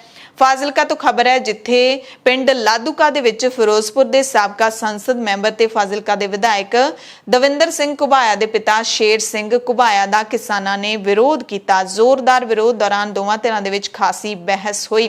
ਕਿਸਾਨਾਂ ਨੇ ਸ਼ੇਰ ਸਿੰਘ ਘੁਬਾਇਆ ਮੁਰਦਾਬਾਦ ਦੇ ਨਾਅਰੇ ਵੀ ਲਾਏ। ਵਿਰੋਧ ਕਰਨ ਵਾਲੇ ਕਿਸਾਨਾਂ ਨੇ ਘੁਬਾਇਆ ਨੂੰ ਕਿਹਾ ਕਿ ਕਿਸਾਨ 7 ਮਹੀਨਿਆਂ ਤੋਂ ਟੋਲ ਪਲਾਜ਼ਿਆਂ ਤੇ ਬੈਠੇ ਨੇ, ਪਰ ਕਿਸਾਨਾਂ ਦੀ ਸਾਰ ਲੈਣ ਦੇ ਲਈ ਪੰਜਾਬ ਦਾ ਕੋਈ ਵੀ ਮੰਤਰੀ, ਵਿਧਾਇਕ, ਸਾਂਸਦ ਨਹੀਂ ਪਹੁੰਚਿਆ, ਸਗੋਂ ਸਿਆਸੀ ਰੋਟੀਆਂ ਅੰਦਰ ਖਾਤੇ ਬੈਠੇ ਸੇਕ ਰਹੇ ਨੇ। ਕਿਸਾਨਾਂ ਨੇ ਕਿਹਾ ਕਿ ਅਸੀਂ ਸਾਰੇ ਸਿਆਸੀ ਲੀਡਰਾਂ ਦਾ ਪਿੰਡ ਦੇ ਵਿੱਚ ਦਾਖਲਾ ਬੰਦ ਕੀਤਾ ਹੋਇਆ। ਚੰਡੀਗੜ੍ਹ ਦੇ ਵਿੱਚ ਕੇਂਦਰੀ ਸਿੰਘ ਸਭਾ ਦੇ ਨਾਲ ਜੁੜੇ ਸਿੱਖ ਬੁੱਧੀਜੀਵੀਆਂ ਨੇ ਕਸ਼ਮੀਰੀ ਲੜਕੀ ਦੇ ਮੁਸਲਮਾਨ ਦੇ ਨਾਲ ਕਥਿਤ ਵਿਆਹ ਅਤੇ ਧਰਮ ਬਦਲੀ ਦੇ ਸੰਬੰਧ ਦੇ ਵਿੱਚ ਅਕਾਲ ਤਖਤ ਸਾਹਿਬ ਦੇ ਕਾਰਜਕਾਰੀ ਜਥੇਦਾਰ ਗਿਆਨੀ ਹਰਪ੍ਰੀਤ ਸਿੰਘ ਦੇ ਵੱਲੋਂ ਜਿਹੜੀ ਜੰਮੂ ਕਸ਼ਮੀਰ ਦੇ LG ਯਾਨੀ ਕਿ ਲੈਫਟੀਨੈਂਟ ਗਵਰਨਰ ਨੂੰ ਚਿੱਠੀ ਲਿਖੀ ਹੈ, ਚਿੱਠੀ ਲਿਖ ਕੇ ਧਰਮ ਬਦਲੀ ਵਿਰੋਧੀ ਕਾਨੂੰਨ ਬਣਾਉਣ ਤੇ ਜ਼ੋਰ ਦਿੱਤਾ ਗਿਆ ਹੈ, ਉਸ ਨੂੰ ਇਹਨਾਂ ਬੁੱਧੀਜੀਵੀਆਂ ਨੇ ਸੰਘ ਪਰਿਵਾਰ ਦੇ ਲਵ ਜਿਹਾਦ ਵਰਗੇ ਸਿਆਸੀ ਹਥਿਆਰ ਦੇ ਹੱਕ ਦੇ ਵਿੱਚ ਭੁਗਤਣ ਵਰਗਾ ਕਰਾਰ ਦਿੱਤਾ ਹੈ। ਬੁੱਧੀਜੀਵੀਆਂ ਨੇ ਕਿਹਾ ਕਿ 26 ਜੂਨ ਨੂੰ ਲਿਖੀ ਚਿੱਠੀ ਵਿੱਚ ਜਥੇਦਾਰ ਨੇ ਕਸ਼ਮੀਰੀ ਕੁੜੀਆਂ ਦੇ ਕੇਸ ਵਿੱਚ ਸੱਚਾਈ ਦੀ ਪੜਤਾਲ ਕੀਤੇ ਬਗੈਰ ਦਿੱਲੀ ਦੇ ਮਨਜਿੰਦਰ ਸਿੰਘ ਸਿਰਸਾ ਵਰਗੇ ਸਿੱਖ ਲੀਡਰਾਂ ਦੇ ਸਿਆਸੀ ਬਿਆਨਾਂ ਤੇ ਭਾਜਪਾ ਪੱਖੀ ਪ੍ਰਵਚਨਾਂ ਨੂੰ ਪੂਰਨ ਸੱਚ ਬਣਾ ਕੇ ਪੇਸ਼ ਕਰ ਦਿੱਤਾ ਹੈ। ਕਹਿੰਦੇ ਉਹਨਾਂ ਨੇ ਚਿੱਠੀ ਦੇ ਵਿੱਚ ਗਵਰਨਰ ਨੂੰ ਹਿਜ਼ ਐਕਸੀਲੈਂਸੀ ਕਹਿ ਕੇ ਸੰਬੋਧਨ ਕੀਤਾ, ਜਿਹੜਾ ਕਿ ਸਿੱਖਾਂ ਦੇ ਸਰਵਉੱਚ ਸਿਆਸੀ ਧਾਰਮਿਕ ਸਥਾਨ ਸ਼੍ਰੀ ਅਕਾਲ ਤਖਤ ਸਾਹਿਬ ਦੀ ਮਾਣ ਮਰਿਆਦਾ ਨੂੰ ਠੇਸ ਪਹੁੰਚਾਉਂਦਾ ਹੈ। ਇਸ ਚਿੱਠੀ ਦੇ ਵਿੱਚ ਜਥੇਦਾਰ ਦੇ ਵੱਲੋਂ ਖਾਸ ਤੌਰ ਤੇ ਹਿਜ਼ ਐਕਸੀਲੈਂਸੀ ਲਿਖਿਆ ਗਿਆ ਹੈ। ਇਹ ਚਿੱਠੀ ਸੋਸ਼ਲ ਮੀਡੀਆ ਤੇ ਵੀ ਤੁਸੀਂ ਦੇਖ ਸਕਦੇ ਹੋ। ਅਕਾਲ ਤਖਤ ਸਾਹਿਬ ਦੇ ਜਥੇਦਾਰ ਸਿੱਖਾਂ ਲਈ ਹਰ ਵੱਡੇ ਤੋਂ ਵੱਡੇ ਦੁਨਿਆਵੀ ਅਹੁਦੇ ਤੋਂ ਉੱਪਰ ਨੇ ਤੇ ਸਿਰਫ ਅਕਾਲ ਪੁਰਖ ਦੀ ਵਡਿਆਈ ਨੂੰ ਸਮਰਪਿਤ ਨੇ। ਉਹਨਾਂ ਦੇ ਵੱਲੋਂ ਕਿਸੇ ਵੀ ਦੁਨਿਆਵੀ ਬੰਦੇ ਨੂੰ, ਕਿਸੇ ਵੀ ਦੁਨਿਆਵੀ ਅਹੁਦੇ ਨੂੰ ਹਿਜ਼ ਐਕਸੀਲੈਂਸੀ ਕਹਿਣਾ ਬਹੁਤ ਹੀ ਗਲਤ ਹੈ। ਬੁੱਧੀਜੀਵੀਆਂ ਨੇ ਕਿਹਾ ਕਿ ਚਿੱਠੀ ਦੀ ਸ਼ਬਦਾਵਲੀ ਤੋਂ ਇੰਜ ਲੱਗਦਾ ਹੈ ਜਿਵੇਂ ਕਿਸੇ BJP ਦੇ ਸਿੱਖ ਲੀਡਰ ਨੇ ਦਿੱਲੀ ਵਿੱਚੋਂ ਹੀ ਡਰਾਫਟ ਚਿੱਠੀ ਦਾ ਤਿਆਰ ਕਰਕੇ ਭੇਜਿਆ ਹੋਵੇ। ਕਹਿੰਦੇ 2 ਦਿਨਾਂ ਬਾਅਦ ਉਸੇ ਹੀ ਤਰਜ਼ ਤੇ ਰਾਸ਼ਟਰੀ ਸਿੱਖ ਸੰਗਤ ਦੇ ਵੱਲੋਂ ਪੰਜਾਬ ਦੇ ਗਵਰਨਰ ਨੂੰ ਮੰਗ ਪੱਤਰ ਦੇ ਕੇ ਧਰਮ ਪਰਿਵਰਤਨ ਰੋਕਣ ਬਾਰੇ ਕਾਨੂੰਨ ਬਣਾਉਣ ਦੀ ਮੰਗ ਕੀਤੀ ਗਈ ਹੈ। ਬੁੱਧੀਜੀਵੀਆਂ ਨੇ ਕਿਹਾ ਕਿ ਅਸੀਂ ਜਥੇਦਾਰ ਨੂੰ ਅਪੀਲ ਕਰਦੇ ਹਾਂ ਕਿ ਅਕਾਲ ਤਖਤ ਸਾਹਿਬ ਦੀ ਮਾਨ ਮਰਿਆਦਾ ਨੂੰ ਧਿਆਨ ਵਿੱਚ ਰੱਖਦਿਆਂ ਸਿਆਸੀ ਵਿਅਕਤੀਆਂ ਦੇ ਕਹਿਣ ਦੇ ਉੱਤੇ ਕਿਸੇ ਵੀ ਕੇਸ ਵਿੱਚ ਸਿੱਧਾ ਬਿਆਨ ਜਾਰੀ ਕਰਨ ਤੋਂ ਗੁਰੇਜ਼ ਕੀਤਾ ਜਾਵੇ। ਇਸ ਤਰ੍ਹਾਂ ਕਰਨਾ ਅਹੁਦੇ ਦੀ ਤੌਹੀਨ ਹੈ। ਸਟੇਟ ਬੈਂਕ ਆਫ ਇੰਡੀਆ ਸਣੇ ਭਾਰਤ ਦੀਆਂ 5 ਬੈਂਕਾਂ ਨੇ ਕੁਝ ਬਦਲਾਅ ਕੀਤੇ ਨੇ, ਜਿਹਦਾ ਅਸਰ ਤੁਹਾਡੇ ਸਭ ਤੇ ਪਏਗਾ। ਕੀ ਬਦਲਾਅ ਨੇ ਉਹ ਤੁਹਾਨੂੰ ਅਸੀਂ ਦੱਸਦੇ ਹਾਂ, ਜਿਹੜੇ ਕਿ 1 ਜੁਲਾਈ ਤੋਂ ਲਾਗੂ ਹੋ ਰਹੇ ਨੇ। SBI ਤੇ ਗਾਹਕ ਬ੍ਰਾਂਚ ਅਤੇ ATM ਦੇ ਰਾਹੀਂ ਸਿਰਫ 4 ਵਾਰੀ ਹੀ ਮੁਫਤ ਪੈਸੇ ਕਢਵਾ ਸਕਣਗੇ। ਉਸ ਤੋਂ ਬਾਅਦ ਜੇ 5ਵੀਂ ਟ੍ਰਾਂਜੈਕਸ਼ਨ ਤੁਸੀਂ ਕਰੋਗੇ ਤਾਂ ਬੈਂਕ 25 ਰੁਪਏ ਤੇ GST ਫੀਸ ਲਵੇਗਾ। ਅਗਲੀ ਬੈਂਕ ਹੈ ਸਿੰਡੀਕੇਟ ਬੈਂਕ। ਸਿੰਡੀਕੇਟ ਬੈਂਕ ਦਾ ਕੈਨਰਾ ਬੈਂਕ ਦੇ ਵਿੱਚ ਰਲੇਵਾਂ ਹੋਣ ਕਰਕੇ ਬੈਂਕ ਗਾਹਕਾਂ ਨੂੰ 1 ਜੁਲਾਈ ਤੋਂ ਨਵਾਂ IFSC ਕੋਡ ਜਿਹੜਾ ਹੈ ਉਹ ਵਰਤਣਾ ਪਵੇਗਾ। ਆਂਧਰਾ ਬੈਂਕ ਤੇ ਕਾਰਪੋਰੇਸ਼ਨ ਬੈਂਕ ਦਾ ਅਪ੍ਰੈਲ 2020 ਦੇ ਵਿੱਚ ਯੂਨੀਅਨ ਬੈਂਕ ਦੇ ਵਿੱਚ ਰਲੇਵਾਂ ਹੋ ਗਿਆ ਸੀ। ਇਹਨਾਂ ਦੇ ਗਾਹਕਾਂ ਨੂੰ ਨਵੀਂ ਚੈੱਕ ਬੁੱਕ ਮਿਲ ਜਾਏਗੀ। ਐਕਸਿਸ ਬੈਂਕ ਨੇ ਬਚਤ ਖਾਤੇ ਵਿੱਚ ਘੱਟੋ-ਘੱਟ ਰਾਸ਼ੀ, ਟ੍ਰਾਂਜੈਕਸ਼ਨ ਲਈ ਫੀਸ 'ਚ ਵਾਧਾ ਅਤੇ ਮੈਸੇਜ ਫੋਨ ਦੇ ਉੱਤੇ ਮੈਸੇਜ ਹਾਸਲ ਕਰਨ ਦੇ ਲਈ ਵੀ ਫੀਸ ਵਧਾ ਦਿੱਤੀ ਹੈ। IDBI ਬੈਂਕ ਨੂੰ 1 ਜੁਲਾਈ ਤੋਂ ਇੱਕ ਚੈੱਕ ਦੇ ਲਈ 25 ਰੁਪਏ ਤੁਹਾਨੂੰ ਦੇਣੇ ਪੈਣਗੇ। ਲੀਫ ਤੋਂ ਬਾਹਰਲੇ ਚੈੱਕ ਦੇ ਲਈ 20 ਰੁਪਏ ਦੇਣੇ ਪੈਣਗੇ। ਕੈਨੇਡਾ ਦੇ ਵਿੱਚ ਇੱਕ ਵਾਰੀ ਫਿਰ 2000 ਬੇਪਛਾਣੀਆਂ ਕਬਰਾਂ ਮਿਲੀਆਂ ਨੇ। ਬ੍ਰਿਟਿਸ਼ ਕੋਲੰਬੀਆ ਦੇ ਸਾਬਕਾ ਰਿਹਾਇਸ਼ੀ ਸਕੂਲ ਦੇ ਨੇੜੇ ਮੈਦਾਨ ਦੇ ਵਿੱਚੋਂ 182 ਕਬਰਾਂ ਮਿਲੀਆਂ ਨੇ। ਹਾਲਾਂਕਿ ਦ ਲੋਅਰ ਕੂਟਨੇ ਬੈਂਡ ਨੇ ਕਿਹਾ ਕਿ ਇਹ ਕਹਿਣਾ ਜਲਦਬਾਜ਼ੀ ਹੋਵੇਗੀ ਕਿ ਇਹ ਕਬਰਾਂ ਸਕੂਲਾਂ ਦੇ ਸਾਬਕਾ ਵਿਦਿਆਰਥੀਆਂ ਦੀਆਂ ਨੇ, ਪਰ ਇਸ ਖੋਜ ਦੇ ਨਾਲ ਦੇਸ਼ ਦੇ ਵਿੱਚ ਬੇਪਛਾਣੀਆਂ ਕਬਰਾਂ ਵਾਲੀਆਂ ਥਾਵਾਂ ਦੇ ਵਿੱਚ ਹੋਰ ਵਾਧਾ ਹੋ ਗਿਆ। ਬੈਂਡ ਦੇ ਮੁਤਾਬਿਕ ਕੁਝ ਕਬਰਾਂ ਜ਼ਿਆਦਾ ਡੂੰਘੀਆਂ ਨਹੀਂ ਹਨ, ਸਿਰਫ 3 ਜਾਂ 4 ਫੁੱਟ ਡੂੰਘੀਆਂ ਹੀ ਪੁੱਟੀਆਂ ਹੋਈਆਂ ਨੇ। ਇਸ ਸਕੂਲ ਨੂੰ 1912 ਤੋਂ 1970 ਦੇ ਦਹਾਕੇ ਦੌਰਾਨ ਕੈਥੋਲਿਕ ਚਰਚ ਦੇ ਵੱਲੋਂ ਚਲਾਇਆ ਜਾਂਦਾ ਸੀ। ਇਹ ਕੈਨੇਡਾ ਸਰਕਾਰ ਦੇ ਵੱਲੋਂ ਮਾਲੀ ਸਹਾਇਤਾ ਪ੍ਰਾਪਤ 130 ਬੋਰਡਿੰਗ ਸਕੂਲਾਂ ਦੇ ਵਿੱਚੋਂ ਇੱਕ ਸੀ ਅਤੇ 19ਵੀਂ ਸਦੀ ਦੇ ਵਿੱਚ ਧਾਰਮਿਕ ਲੀਡਰਾਂ ਦੇ ਵੱਲੋਂ ਸਵਦੇਸ਼ੀ ਨੌਜਵਾਨਾਂ ਨੂੰ ਜਬਰਨ ਈਸਾਈ ਧਰਮ ਕਬੂਲ ਕਰਨ ਦੇ ਲਈ ਇਹਨਾਂ ਸਕੂਲਾਂ ਨੂੰ ਚਲਾਇਆ ਜਾਂਦਾ ਸੀ। ਮੁਸਲਿਮ ਭਾਈਚਾਰੇ ਦੇ ਲੋਕਾਂ ਦੇ ਨਾਲ ਜੁੜੀ ਹੋਈ ਖਬਰ ਹੈ ਕਿ ਇਸ ਵਾਰੀ ਵੀ ਤੁਸੀਂ ਸਾਊਦੀ ਅਰਬ ਦੇ ਵਿੱਚ ਹੱਜ ਯਾਤਰਾ ਨਹੀਂ ਕਰ ਸਕਦੇ। ਸਿਰਫ ਸਾਊਦੀ ਅਰਬ ਦੇ ਵਿੱਚ ਰਹਿਣ ਵਾਲੇ ਲੋਕਾਂ ਨੂੰ ਹੀ ਹੱਜ ਯਾਤਰਾ ਕਰਨ ਦੀ ਇਜਾਜ਼ਤ ਮਿਲੇਗੀ। ਕਰੋਨਾ ਦੇ ਕਰਕੇ ਪਿਛਲੇ ਸਾਲ ਵੀ ਵਿਦੇਸ਼ੀ ਲੋਕਾਂ ਨੂੰ ਇਜਾਜ਼ਤ ਨਹੀਂ ਮਿਲੀ ਸੀ, ਇਸ ਵਾਰ ਵੀ ਨਹੀਂ ਮਿਲੇਗੀ। ਸਰਕਾਰ ਨੇ ਕਿਹਾ ਹੈ ਕਿ ਅਸੀਂ ਮੱਕਾ ਅਤੇ ਮਦੀਨਾ ਦੇ ਜਿਹੜੇ ਲੋਕ ਹੈਗੇ ਨੇ ਉਹ ਸ਼ਰਧਾਲੂਆਂ ਦਾ ਸਵਾਗਤ ਕਰਨ ਦੇ ਲਈ ਤਿਆਰ ਹਾਂ, ਪਰ ਦੇਸ਼ ਤੋਂ ਬਾਹਰ ਕਿਸੇ ਨੂੰ ਵੀ ਹੱਜ ਯਾਤਰਾ ਦੇ ਲਈ ਉੱਥੇ ਜਾਣ ਦੀ ਇਜਾਜ਼ਤ ਨਹੀਂ ਹੋਏਗੀ। ਯਾਨੀ ਕਿ ਸਾਊਦੀ ਅਰਬ ਤੋਂ ਬਾਹਰਲੇ ਲੋਕਾਂ ਨੂੰ ਇਜਾਜ਼ਤ ਨਹੀਂ ਹੋਏਗੀ। ਸਿਰਫ 60,000 ਲੋਕ ਹੀ ਹੱਜ ਯਾਤਰਾ ਕਰ ਸਕਦੇ ਨੇ। ਲੋਕਾਂ ਨੂੰ ਬੋਤਲਾਂ ਦੇ ਵਿੱਚ ਜ਼ਮਜ਼ਮ ਯਾਨੀ ਕਿ ਪਵਿੱਤਰ ਪਾਣੀ ਦੇਣ ਦਾ ਪ੍ਰਬੰਧ ਕੀਤਾ ਜਾਏਗਾ। ਵਿਸ਼ਾਲ ਮਸਜਿਦ ਦੇ ਵਿੱਚ ਲੋਕਾਂ ਨੂੰ ਇੱਥੋਂ ਲੈ ਕੇ ਜਾਣ ਲਈ 800 ਛੋਟੇ ਇਲੈਕਟ੍ਰਿਕ ਵਾਹਨ ਲਾਏ ਜਾਣਗੇ। ਬਜ਼ੁਰਗਾਂ ਨੂੰ ਤੀਰਥ ਯਾਤਰਾ ਦੇ ਵਿੱਚ ਕੋਈ ਮੁਸ਼ਕਿਲ ਨਾ ਆਵੇ, ਇਸ ਕਰਕੇ ਵਾਹਨ ਲਾਏ ਜਾਣਗੇ। ਮਸਜਿਦ ਦੇ ਵਿਹੜੇ ਨੂੰ ਸਾਫ਼ ਸੁਥਰਾ ਬਣਾਉਣ ਦੇ ਲਈ 5000 ਕਰਮਚਾਰੀ ਨਿਯੁਕਤ ਕਰ ਦਿੱਤੇ ਗਏ ਨੇ, ਜੋ ਮਸਜਿਦ ਬਾਹਰਲੇ ਵਿਹੜੇ ਅਤੇ ਅਹਾਤੇ ਦੇ ਹੋਰ ਥਾਵਾਂ ਨੂੰ ਦਿਨ ਦੇ ਵਿੱਚ 10 ਵਾਰੀ ਸਾਫ਼ ਕਰਨਗੇ। ਬੁਲੇਟਿਨ ਦੇ ਵਿੱਚ ਕੁਝ ਖਾਸ ਤੇ ਵੱਡੀਆਂ ਖਬਰਾਂ ਪੂਰੇ ਭਾਰਤ ਦੀਆਂ। ਸਭ ਤੋਂ ਪਹਿਲੀ ਖਬਰ ਕਰੋਨਾ ਦੇ ਟੀਕੇ ਦੇ ਨਾਲ ਜੁੜੀ ਹੋਈ ਹੈ। ਕਰੋਨਾ ਦੀ ਇੱਕ ਹੋਰ ਦਵਾਈ ਦੇ ਨਾਲ ਜੁੜੀ ਹੋਈ ਹੈ। ਜ਼ਾਇਡਸ ਕੈਡਿਲਾ ਕੰਪਨੀ ਨੇ ਕਿਹਾ ਹੈ ਕਿ ਅਸੀਂ ਆਪਣਾ ਕੋਵਿਡ-19 ਟੀਕਾ ਜ਼ਾਈਕੋਵ ਡੀ ਦੀ ਐਮਰਜੈਂਸੀ ਵਰਤੋਂ ਦੇ ਲਈ DGCI ਯਾਨੀ ਕਿ ਡਰੱਗ ਕੰਟਰੋਲਰ ਆਫ ਇੰਡੀਆ ਤੋਂ ਮਨਜ਼ੂਰੀ ਮੰਗੀ ਹੈ। ਕੰਪਨੀ ਨੇ ਕਿਹਾ ਕਿ ਅਸੀਂ ਹੁਣ ਤੱਕ ਭਾਰਤ ਦੇ ਵਿੱਚ 50 ਤੋਂ ਵੱਧ ਕੇਂਦਰਾਂ ਦੇ ਵਿੱਚ ਆਪਣੇ ਕੋਵਿਡ-19 ਟੀਕੇ ਦੇ ਲਈ ਕਲੀਨਿਕਲ ਟ੍ਰਾਇਲ ਦਿੱਤੇ ਨੇ। ਜ਼ਾਇਡਸ ਕੈਡਿਲਾ ਨੇ ਕਿਹਾ ਹੈ ਕਿ ਕੰਪਨੀ ਨੇ DGCI ਦੇ ਦਫ਼ਤਰ ਵਿੱਚ ਜ਼ਾਈਕੋਵ ਡੀ ਲਈ EU ਲਈ ਬਿਨੈ ਪੱਤਰ ਦਿੱਤਾ ਹੈ। ਕੋਵਿਡ-19 ਦੇ ਵਿਰੁੱਧ ਪਲਾਜ਼ਮਿਡ DNA ਟੀਕਾ ਹੈ। ਜਿਸ ਤੋਂ ਬਾਅਦ ਕੈਡਿਲਾ ਹੈਲਥ ਕੇਅਰ ਦੇ MD ਡਾਕਟਰ ਸ਼ਰਵਿਲ ਪਟੇਲ ਨੇ ਕਿਹਾ ਕਿ ਜੇ ਸਾਨੂੰ ਇਜਾਜ਼ਤ ਮਿਲ ਜਾਂਦੀ ਹੈ ਤਾਂ ਸਾਡਾ ਟੀਕਾ ਨਾ ਸਿਰਫ ਬਾਲਗਾਂ ਦੇ ਲਈ ਬਲਕਿ 12 ਤੋਂ 18 ਸਾਲ ਦੇ ਬੱਚਿਆਂ ਤੇ ਅਲੜਾਂ ਨੂੰ ਵੀ ਫਾਇਦਾ ਕਰੇਗਾ। ਯਾਨੀ ਕਿ ਕੋਵਿਡ ਦਾ ਇੱਕ ਹੋਰ ਟੀਕਾ ਆ ਰਿਹਾ ਹੈ ਜੇ DGCI ਮਨਜ਼ੂਰੀ ਦੇ ਦਿੰਦੀ ਹੈ। यूपी ਤੋਂ ਖਬਰ ਹੈ ਜਿੱਥੇ ਪ੍ਰਯਾਗਰਾਜ ਦੇ ਵਿੱਚ ਗੰਗਾ ਨਦੀ ਦਾ ਪਾਣੀ ਦਾ ਪੱਧਰ ਵਧਣ ਦੇ ਨਾਲ ਹੀ ਪਿਛਲੇ ਦਿਨਾਂ ਦੇ ਵਿੱਚ ਰੇਤੇ ਦੇ ਵਿੱਚ ਦੱਬੀਆਂ ਲਾਸ਼ਾਂ ਮੁੜ ਨੰਗੀਆਂ ਹੋ ਗਈਆਂ ਨੇ। ਨਗਰ ਨਿਗਮ ਦੇ ਅਧਿਕਾਰੀ ਇਹਨਾਂ ਲਾਵਾਰਿਸ ਲਾਸ਼ਾਂ ਨੂੰ ਹਿੰਦੂ ਰੀਤੀ ਰਿਵਾਜ਼ਾਂ ਦੇ ਮੁਤਾਬਿਕ ਸੰਸਕਾਰ ਕਰ ਰਹੇ ਨੇ। ਹੁਣ ਤੱਕ 150 ਤੋਂ ਵੀ ਜ਼ਿਆਦਾ ਲਾਸ਼ਾਂ ਦਾ ਅੰਤਿਮ ਸੰਸਕਾਰ ਕੀਤਾ ਜਾ ਚੁੱਕਿਆ। ਪ੍ਰਯਾਗਰਾਜ ਜ਼ਿਲ੍ਹੇ ਦੇ ਫਾਫਾਮਊ ਇਲਾਕੇ ਦੇ ਵਿੱਚ ਕਰੋਨਾ ਦੀ ਦੂਸਰੀ ਲਹਿਰ ਦੇ ਦੌਰਾਨ ਗੰਗਾ ਕਿਨਾਰੇ ਰੇਤੇ ਦੇ ਵਿੱਚ ਵੱਡੀ ਗਿਣਤੀ ਵਿੱਚ ਲਾਸ਼ਾਂ ਦਫਨਾਈਆਂ ਗਈਆਂ ਸੀ। ਪਿਛਲੇ ਕਈ ਦਿਨਾਂ ਤੋਂ ਪੈ ਰਹੇ ਮੀਂਹ ਅਤੇ ਗੰਗਾ ਨਦੀ ਵਿੱਚ ਛੱਡੇ ਗਏ ਪਾਣੀ ਕਾਰਨ ਪਾਣੀ ਦਾ ਪੱਧਰ ਜਦੋਂ ਵਧਣ ਲੱਗਿਆ ਤਾਂ ਲਾਸ਼ਾਂ ਪਾਣੀ ਵਿੱਚ ਤੈਰਨ ਲੱਗੀਆਂ ਤੇ ਕੁਝ ਲਾਸ਼ਾਂ ਰੇਤਾ ਉੱਡਣ ਤੋਂ ਬਾਅਦ ਬਾਹਰ ਦਿਖਣ ਲੱਗੀਆਂ ਨੇ। ਪ੍ਰਯਾਗਰਾਜ ਨਗਰ ਨਿਗਮ ਦੇ ਜਿਹੜੇ ਅਧਿਕਾਰੀ ਹੈਗੇ ਨੇ ਉਹ ਇਹਨਾਂ ਲਾਸ਼ਾਂ ਦਾ ਅੰਤਿਮ ਸੰਸਕਾਰ ਕਰ ਰਹੇ ਨੇ। ਨਗਰ ਨਿਗਮ ਦੇ ਜ਼ੋਨਲ ਅਧਿਕਾਰੀ ਨੀਰਜ ਸਿੰਘ ਦੇ ਮੁਤਾਬਿਕ ਹੁਣ ਤੱਕ ਇਸ ਤਰ੍ਹਾਂ ਦੀਆਂ